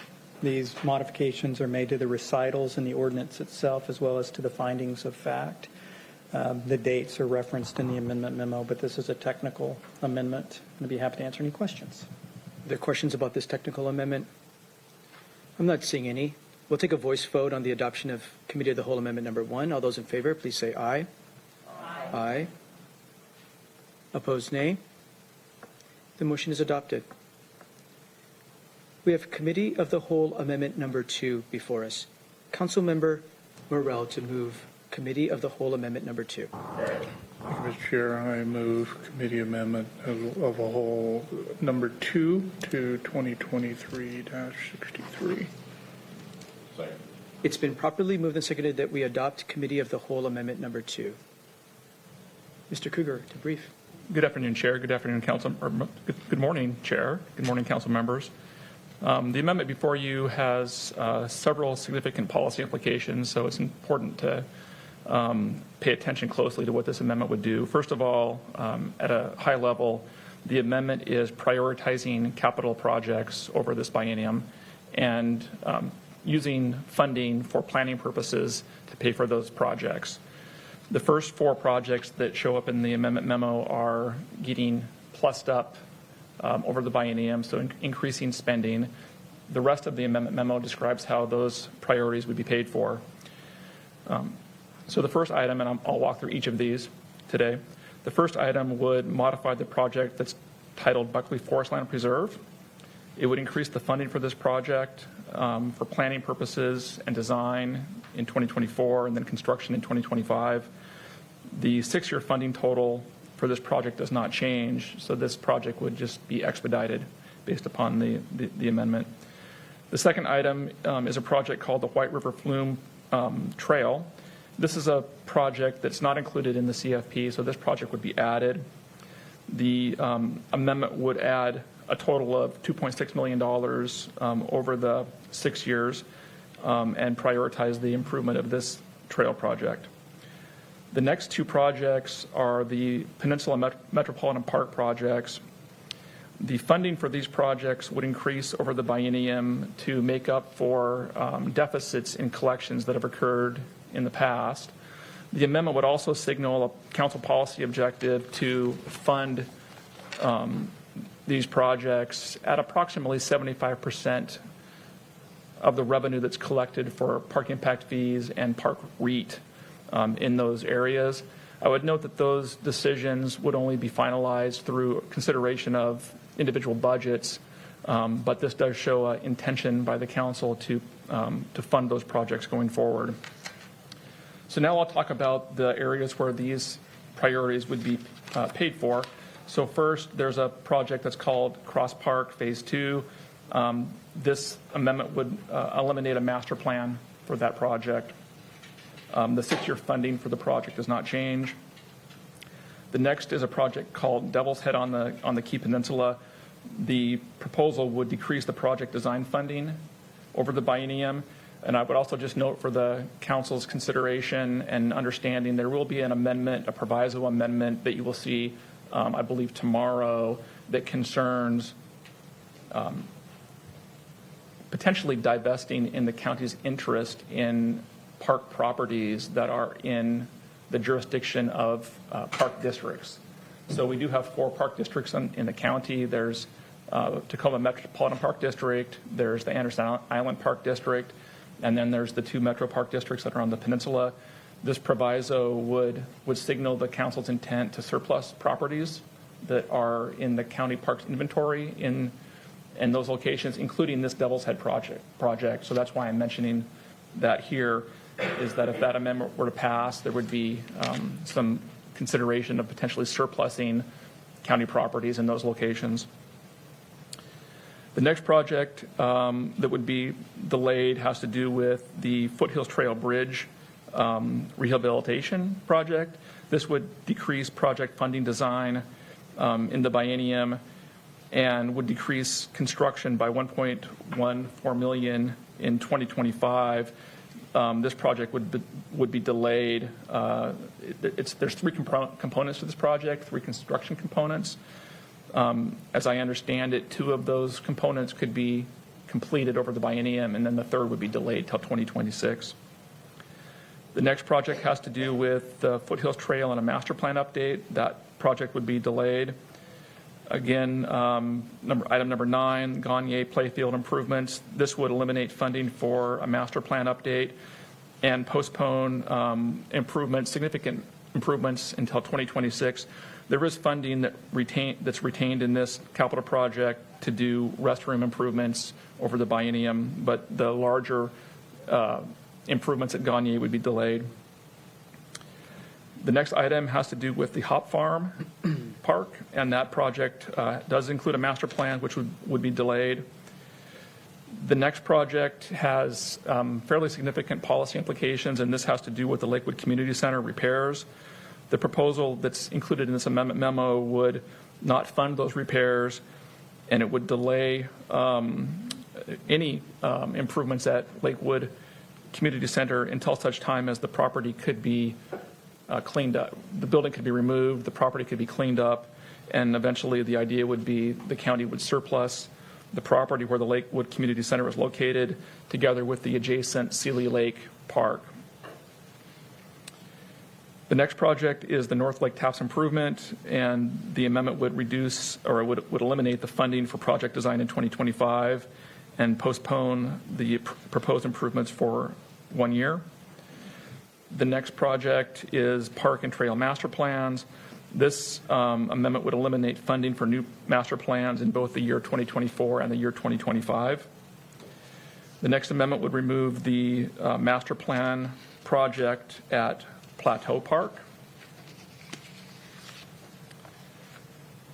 As I mentioned before, the concept regarding the demolition of the Lakewood Community Center also concerns the Sealy Lake property. There is a project that would be removed from the CFP that had to do with public access and water quality improvements over the biennium, and that project would be eliminated from the CUP. Item number 16 has to do with the Spanaway Regional Park, and this amendment would eliminate funding for a new master plan in 2025. And then finally, the Swan Creek Park improvements would be delayed by 1 year. The funding for site visibility, design, and construction would be delayed. Happy to take any questions. Thank you, Mr. Kruger. Thank you, Councilmembers Morell and Denson, for working together on this amendment to the parks portion of the capital facilities plan. I think it's reflective of council's many discussions about how to reprioritize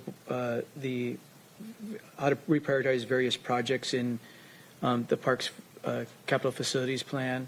People love their trails, people love their parks, and so front loading some action on some implementation here, keeping others on the 6-year program, but really focusing on some things we can really bring online sooner for community benefit. Quite a few changes in here, and I think it's really well thought out by Councilmembers Morell and Denson on our behalf. Questions or comments on this committee amendment number 2? Councilmember Morell.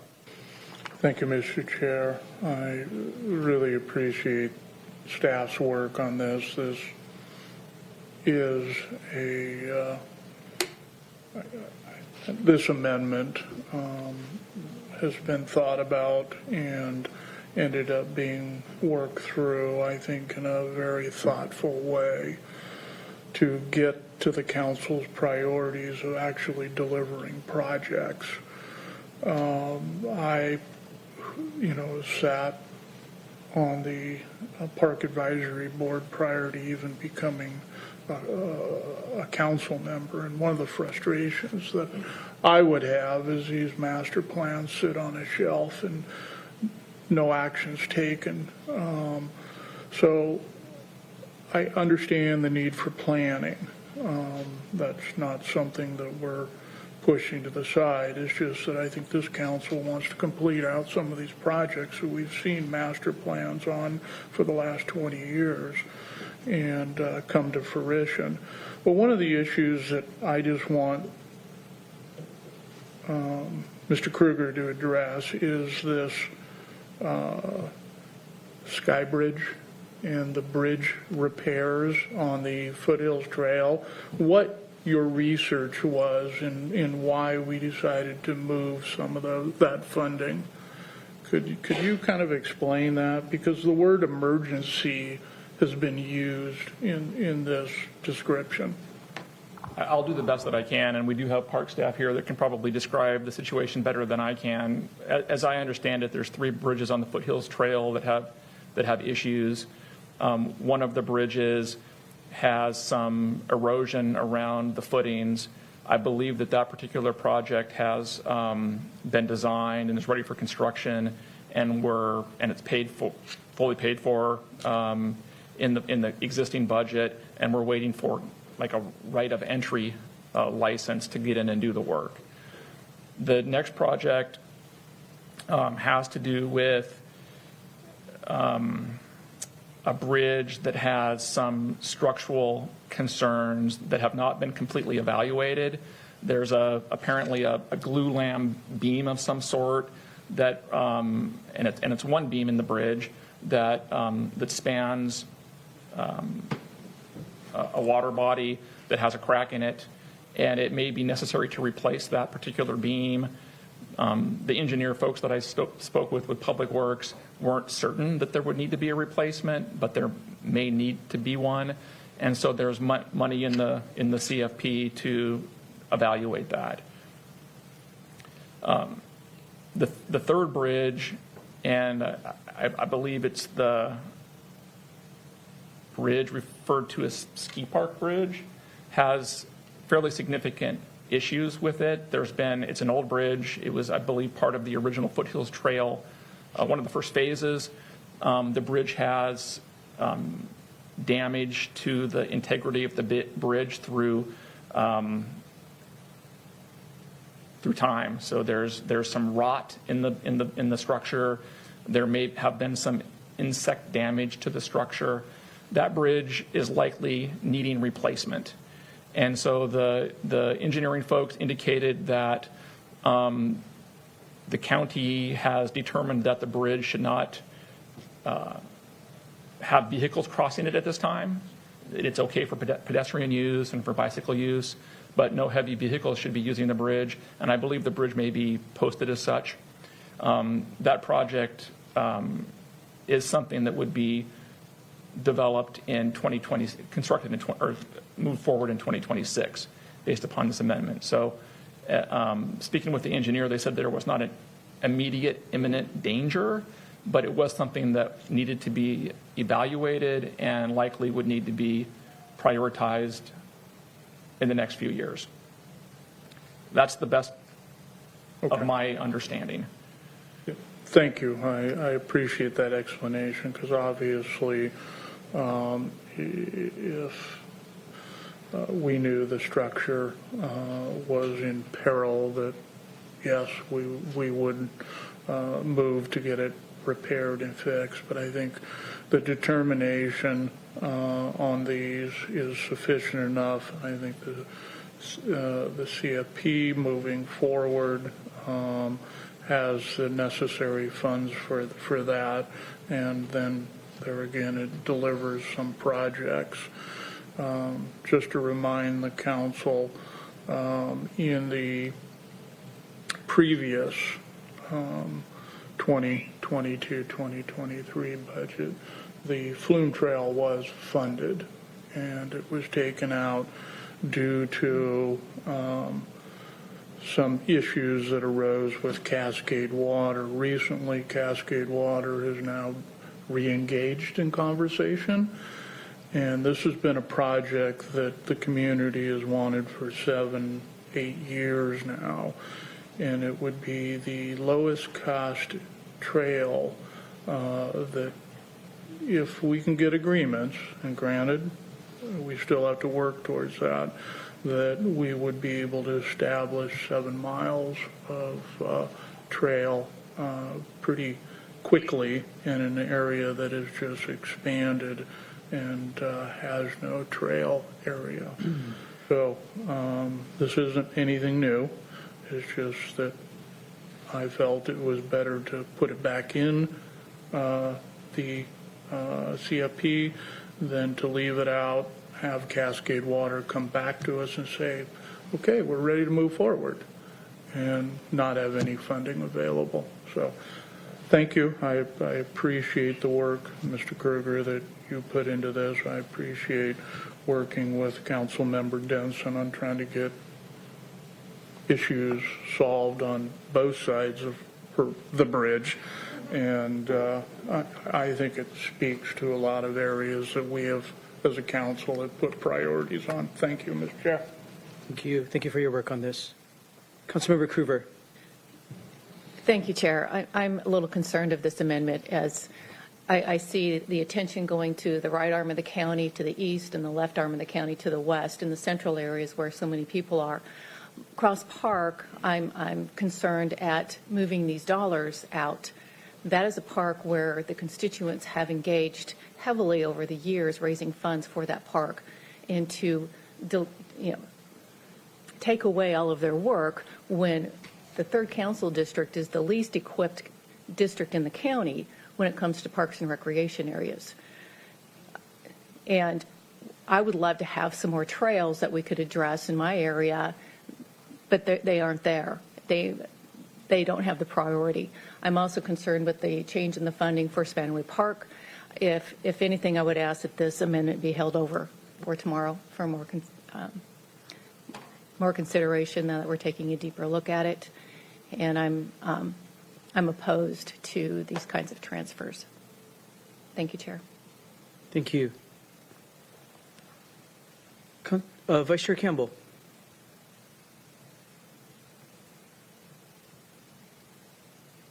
Thank you, Chair. Can you hear me okay? We can hear you well. So I haven't had a chance to do a deep dive yet on this amendment. One item I have of concern is that was working with community group to get some temporary public art and play equipment into Gagne, and we were told by the Parks Department, no, we can't do it because we're bringing a master plan. And so it's not part of that, so it got pushed back because that. So now to delay it, that missed opportunity. I don't know if we have a chance to go back and get it or not, but it's frustrating. That being said, I'm sure that the makers of the amendment didn't know that that had happened. So drill down question that I have, though, is the Swan Creek.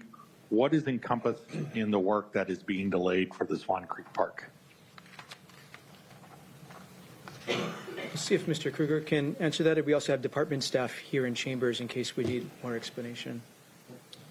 Thank you, Mr. Chair. So Swamp Creek Park is vacant property. I think most of the council knows it's on the east side of Swan Creek itself, I believe off of Waller Road. It is a piece of county-owned land that I believe had been used for surface mining at one time. and there have been some informal commitments made to a group to develop some of the park into a facility for BMX bicycle use due to the displacement of a BMX track out at Riverside Park in the Puyallup area. The funding that was proposed in the CFP that would be delayed was $300,000 for site feasibility, design, and construction. The design that was to take place in 2025 would be pushed to 2026. So there was no spending in 2024. Proposed spending in 2025 would be delayed to 2026.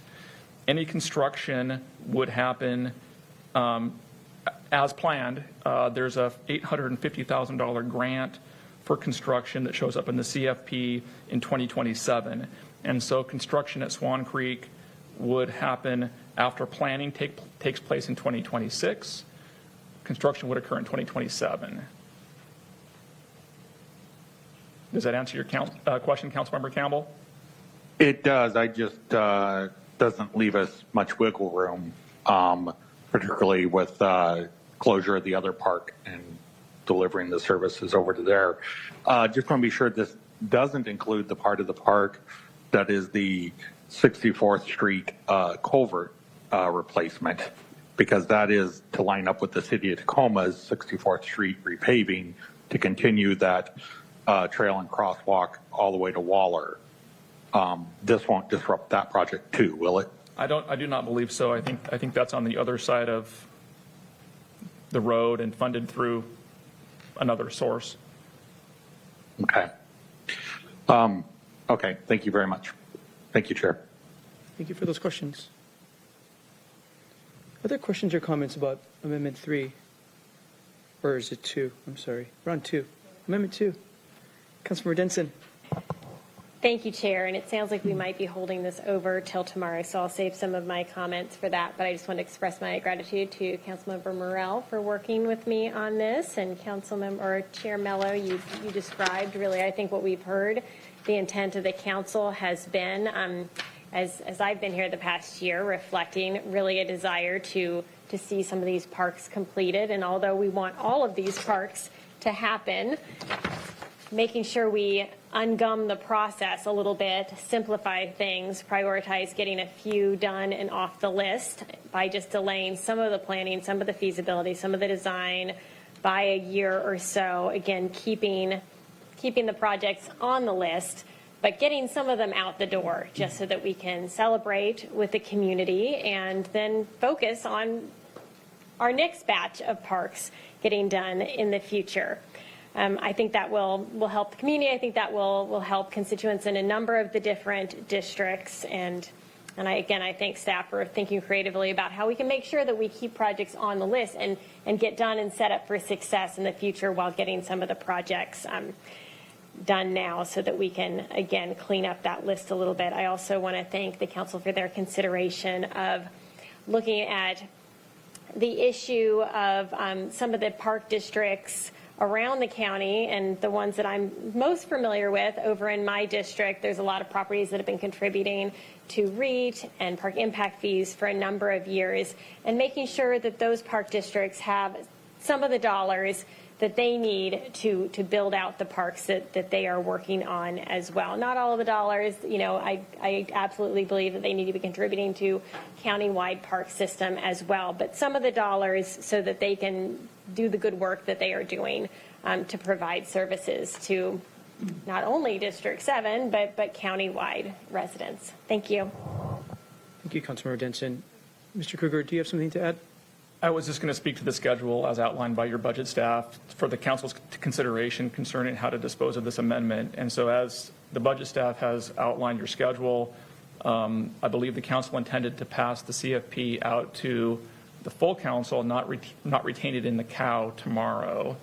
And so I would suggest that if the council wants to take this up, maybe with a, no recommendation, but to forward it out of committee to bring it to the full council on the 14th. Staff would be happy to work with Councilwoman Kruger on any amendments between now and next Tuesday, and so that's something for your consideration in terms of how to move forward today. Appreciate that. I did, we're managing a lot of different things. I did indicate to the body that the body can hold things over to tomorrow. I know we're trying to move things out today, if at all possible, to keep things moving, because there's a lot of staff work that goes into each and every one of these bills. So if the body is prepared to consider this amendment today and advance the CFP to, like we did the previous bill, to next week, we will do that. If the body wants to keep this to tomorrow and have more discussion tomorrow, I need to allow that. I've already made that commitment to members, and let's keep taking comments, and we'll see how we have an amendment before us, and so we'll see how the body wishes to consider the amendment that is properly before us. So we're still discussing Committee of the Whole Amendment number 2. Councilmember Krueger. Thank you, Chair. There are things that jog my memory in doing this. And I understand the frustrations with the master plans because they do sit there, yet we still are not prevented from doing other projects that are not on the master plan. And part of my concern is Devil's Head, when we purchase these properties with Conservation Future dollars, part of that is to have access. The people need access to the properties that they are paying for. And so I have an issue with delaying the ability to have access to that property. And I would like to have the time to kind of add up all of the properties that are in Council District 7 that have been purchased with taxpayer dollars for recreational or conservation purposes. I think there has been a great deal of it in that area that should offset a lot of the idea that there's not enough going over to that side of the county. So again, I would ask that we hold this over till at least tomorrow for more discussion. Thank you, Chair. Thank you. Other comments? So members, we have two options as I see it. We do need to get this capital, in my mind, we have to get the capital facilities plan out of the Committee of the Whole and to the full council for consideration on the 14th. So we can have a public hearing there. We have two options. We can adopt the amendment and move to discussion on Amendment 3. We can adopt the amendment today. We could table the amendment today. Those are options before the body. But I want to be clear, if we can bring the capital facilities plan back tomorrow for further discussion and move it out of the Committee of the Whole tomorrow, and members have time to amend the capital facilities plan and anything else on the 14th and the 21st. There's plenty more opportunities to further amend. So our options in front of us on Committee Amendment number 2 are to table Committee Amendment number 2 to tomorrow. Ms. Long, I'm going to ask you to come and help me so that I don't confuse the body. We have an amendment properly before the body. Ms. Long. Thank you, and good morning. So you do have a Committee of the Whole Amendment number 2 that has been moved and seconded. Your options would be to go ahead and take a vote on that, or my recommendation would be withdraw and then allow the body to move it again tomorrow, and then you have simply 2023-63 as amended with amendment number 1 that you would move, or you would continue to tomorrow's meeting. Okay, thank you for clarifying that. Members, those are our options with Committee of the Whole Amendment number 2 properly before us. Councilmember Morell. Thank you, Mr. Chair. I understand the concerns of Councilmember Krueger. I don't think that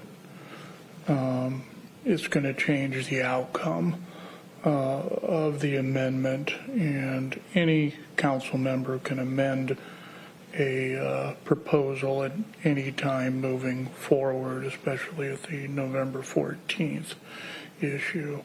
Like I say, a lot of work and thought have gone into this amendment, and I think based on the aggressive schedule that we have in front of us, I really don't know if anything's going to change by just holding it a day. But whatever the body wants, my recommendation is just to move the amendment, vote on the amendment now, and let process take place from here on out. Thank you.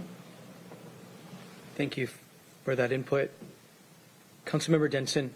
Yes, thank you. I just wanted to add as the co-sponsor of this amendment, I think it's a lot cleaner to move it out today to keep it with our schedule, and then any member that wants to use the new substitute capital facilities plan as a base and amend off of that, I think it's going to simplify things for all of us and keep things moving forward. So I would recommend that we go ahead and take a vote on this today. Thank you. Thank you. Further discussion on the motion to adopt Committee of the Whole Amendment number 2 to the Capital Facilities Plan.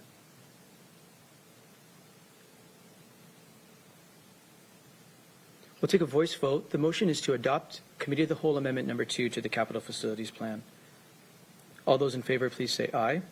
Aye. Aye. Opposed, nay. Nay. The motion is adopted. We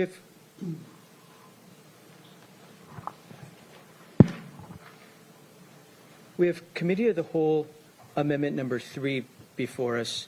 Councilmember Morell for a motion. Thank you, Mr. Chair. I move committee amendment number 3 to proposal 2023-63. Second. It's been properly moved and seconded that we adopt Committee of the Whole Amendment number 3 to the Capital Facilities Plan. Mr. Taylor. Thank you. So committee amendment number 3 to the Capital Facilities Plan is sponsored by Councilmember Morell. This amendment will modify the project that's titled Airport Office Building Renovation and the project that's titled Broadband Internet Connectivity Infrastructure. These are both capital projects at Pierce County Airport Fund Field. The amendment before you also modifies the project titled Countywide Electric Vehicle Infrastructure. So in regard to the airport office building renovation, which is item 1 of the amendment memo, the proposal before you would increase the 2024 funding for that project by $250,000 for engineering. Funding source is the REIT, the first REIT. Just as a reminder, the project is largely funded by the state of Washington. The state legislature made an appropriation to provide $1 million of funding to that project. The $250,000 is the balance needed to ensure the engineering permitting associated with that project can be accommodated. Item number 2 modifies the broadband internet connectivity infrastructure project. It would increase the 2024 funding for that project by $125,000 for construction. And so this would bring broadband to businesses at Pierce County Airport Fund Field. Funding source would be the American Rescue Plan Act. Details are set forth in attachment 1. And then lastly, the amendment memo item number 3 modifies the countywide electric vehicle infrastructure project. Doesn't change the funding for that project, but includes in the list of locations that could be considered for the installation of electric vehicle infrastructure, includes the 2 Pierce County airports in the list of facilities that could be considered for that infrastructure. It just specifically calls those airports out as possible sites in the future for that infrastructure. But again, there's no change in the project funding. And that is the summary of the amendment memo, Mr. Chair and committee. Thank you. Members will see that item number 2 in this amendment memo, broadband internet connectivity infrastructure for our airports, are included in Amendment 1 that we briefed in the biennial budget at the beginning of our meeting today. So that is reflected in our American Rescue Plan Act proposal. So it's in sync there. I just wanted to note that. Questions, comments about amendment number 3? Councilmember Morel. Thank you, Mr. Chair. I obviously am looking for support on this amendment. This is one that I've worked on for quite a few years to try and get some capital funding for our airports. We were successful in the last legislative session to get $1 million from the state in appropriation, thanks to Representative Jacobson. But one of the things that I have learned in this process is that the $1 million that we have to do a renovation to an existing structure on Thun Field that has been there for 40 years is a lot of that funding may get eaten up just in design, planning, and other aspects before we can move forward. My problem with that is it eats into the $1 million to the point that we can't do the renovation because there isn't enough capital there. This project was vetted with Department of Emergency Management. This now becomes a hub for a command center for emergency management dealing with wildfires, and also talking to some of the folks at the state that deal with emergency management, that this is a needed resource in our area. It is the closest airport to Mount Rainier. And the last time, if members remember, with the urban fires that we had, the resources that were deployed from the state had to work out of Thun Field, but they had to sleep in cots on the grounds, and we had to bring Santa cans so they could just work out of that airport. And so this was a project that was brought forward, and I appreciate the state for seeing the need for this. In part of this, as we do this remodel, I want the ability to put in the infrastructure for electric charging. I think our airports are an area that could use that resource. I think it makes sense to add that. Plus is I work, the county works to get green technology to our airports. We need to show that we have the infrastructure there to deal with the electric, the hybrid aircraft, and the electric vehicles that come to our airport. So this gets us some momentum. It puts in there the 250 that I feel that is needed for the architectural, structural drawings, so they don't have to tap into that capital money to do that. This is going to be one of the biggest projects we've taken on at our airports, and so I just want to make sure it's a success. So thank you. Thank you to Mr. Taylor for working on this, and you know, I'm always beating the drum for our airports. So, thank you. Well, Councilmember Morel, thank you for continuing to work so hard. Your vision for how our airports can be an economic driver is really fun to watch, and it's a really great vision. And your ideas about electrification and how to pursue electrification for the businesses to come, the businesses that are there, and the economic development it's going to spur, it is a great forward-thinking vision.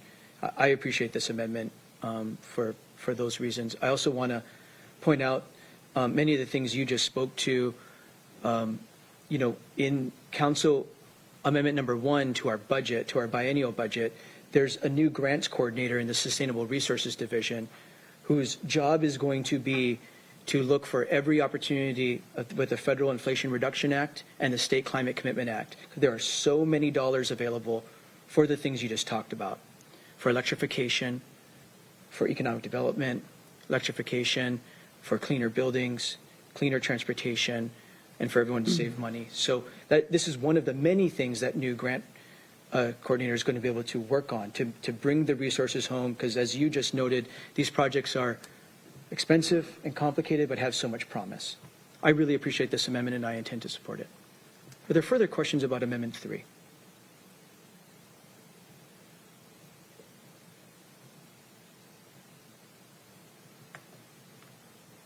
I'm not seeing any. We're going to take a voice vote on the adoption of Council Amendment number 3 to the Capital Facilities Plan. All those in favor of adopting Council Amendment number 3, please say aye. Aye. Aye. Aye. Opposed, nay. The motion is adopted. We now have the Capital Facilities Plan before us as amended. Mr. Taylor, those are all the amendments I'm aware of. Are there any others? There are no other amendments for consideration today, Mr. Chair. Check with other members. Are there other amendments today? Let's open this up for a public hearing. This is a public hearing on Proposal 2023-63, our Capital Facilities Plan, as amended. We'll start here in chambers. Does anybody in chambers wish to provide comment on the Capital Facilities Plan as amended?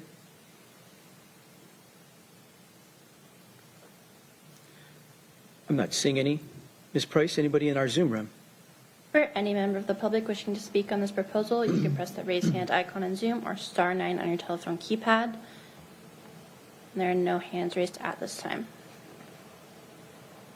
Seeing no hands, we'll close the public hearing, bring it back to the Committee of the Whole. Mr. Kruger, I'm going to ask you to follow up with members. We had good discussion about Committee of the Whole Amendment number 2 today.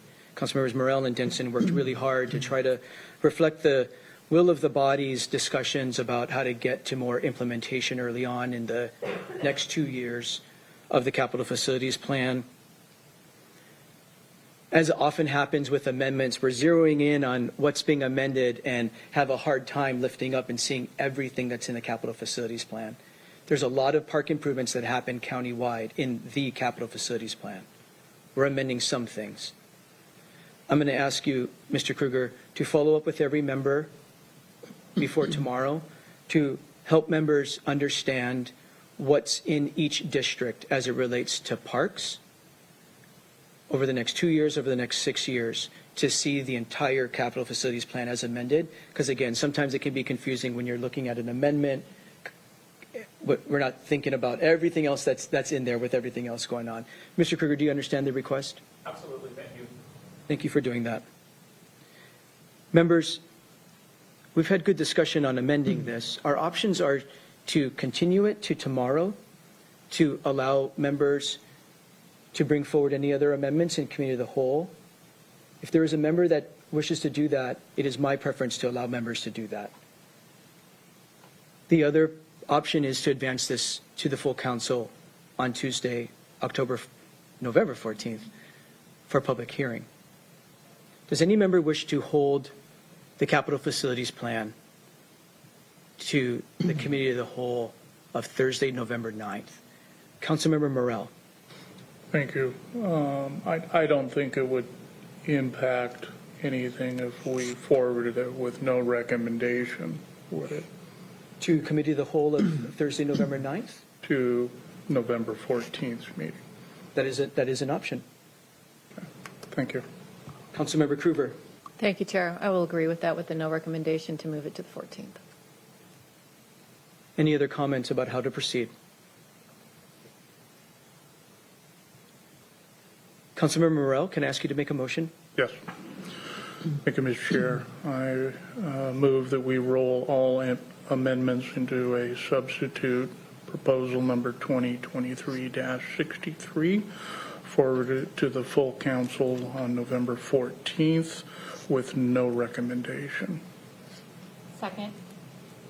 It's been properly moved and seconded that we roll all amendments into a substitute and advance Proposal 2023-63 as substituted to the full council with no recommendation to the meeting of Tuesday, November 14th.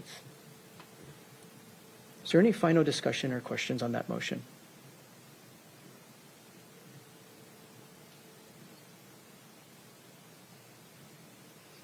Not seeing any. We'll take a voice vote. All those in favor of advancing the capital facilities plan as amended to the full council to November 14th with no recommendation, please say aye. Aye. Aye. Opposed, nay? Excuse me? I have a comment to make after you. The motion is adopted. Mr. Taylor? So for the benefit of the committee, just a reminder that when we are amending these capital programs during the budget process, when we roll them into substitutes, the actual document that we prepare is more in line with like an addendum. And we do that because this is the capital facilities plan, for instance, is quite a complicated document with multiple tables and charts, and it's not easy to constantly produce a new version of that. And so there'll be a memo with the amendments that you approved in committee that'll constitute the substitute for purposes of final action, just for clarity on that. Thank you very much. A lot of hard work goes into any time we touch a piece of paper around here. Yep.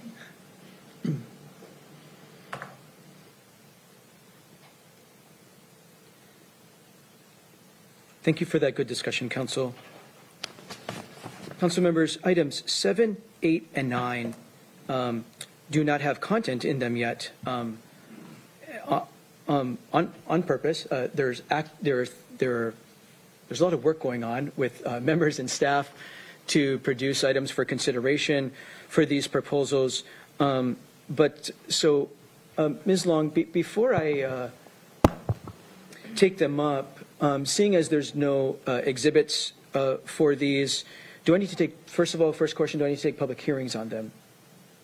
If you're simply continuing them To tomorrow is the intention? tomorrow, it would just be a voice vote, and there's no need for public comment since you're not taking a final action on them. Thank you. And do I need to read them into the record in order to brief all three today, if the intention is to ask for motions to continue to tomorrow? No, you can just take a motion to continue the proposal and dispense with reading into the record if the idea is to continue to tomorrow. Okay, so members, again, when you look at your packets, there's no content yet for the bills in items 7, 8, and 9. Staff are actively working on them. Members are actively working on them. There will be content to review in the committee of the whole tomorrow is the intention. Mr. Taylor, can you add to that, please?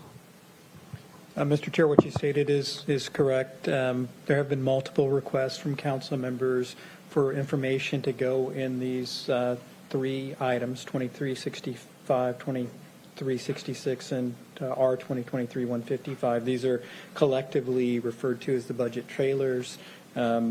This legislation is utilized to request information, reports, report backs, establish a policy, make code changes. There's a variety of different items that are covered in these trailer bills, but they are actively being developed by staff, and we fully expect that there will be amendments tomorrow that would bring content into the trailers.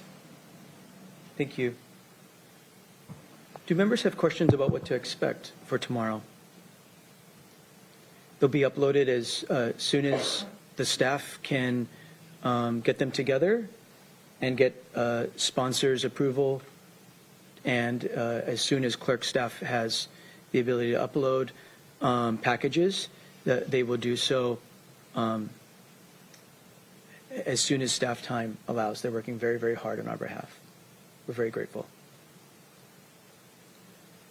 Councilmember Morell, my suggestion is that we move proposals 2023, 65, 66, and 155 to the committee of the whole of Thursday, November 9th.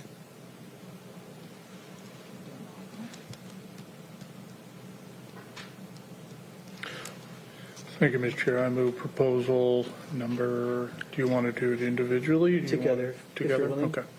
Proposal number 2023-65, -66, and -55 to 155. 155 to the Committee of the Whole for November 9th. Second? It's been properly moved and seconded that we continue proposals 2023-65, 2023-66, and 2023-155 to the Committee of the Whole of Thursday, November the 9th. For everyone's information, that begins at 1:30 tomorrow. Any further discussion? Continue to urge members to work with staff. If you have content for those, please work with staff. They're working very hard. We'll take a voice vote on continuing these items to tomorrow's Committee of the Whole that begins at 1:30. All those in favor, please say aye. Aye. Aye. Opposed, nay. The motion is adopted. Mr. Taylor, anything else for today's Committee of the Whole? You have nothing further today, Mr. Chair. Members, thank you for the very good work. We have another full meeting tomorrow that begins at 1:30, like we've noted a number of times. But we've dispensed of some good action. We've dispensed of our transportation improvement program and our 14-year ferry program to the full council, so that's ready for public hearing next week. And we've dispensed with our capital facilities plan, so that's also going to be ready for public hearing next week. We have more work to do tomorrow, but good work today. Not seeing any other hands or any other business before the Committee of the Whole, we are adjourned.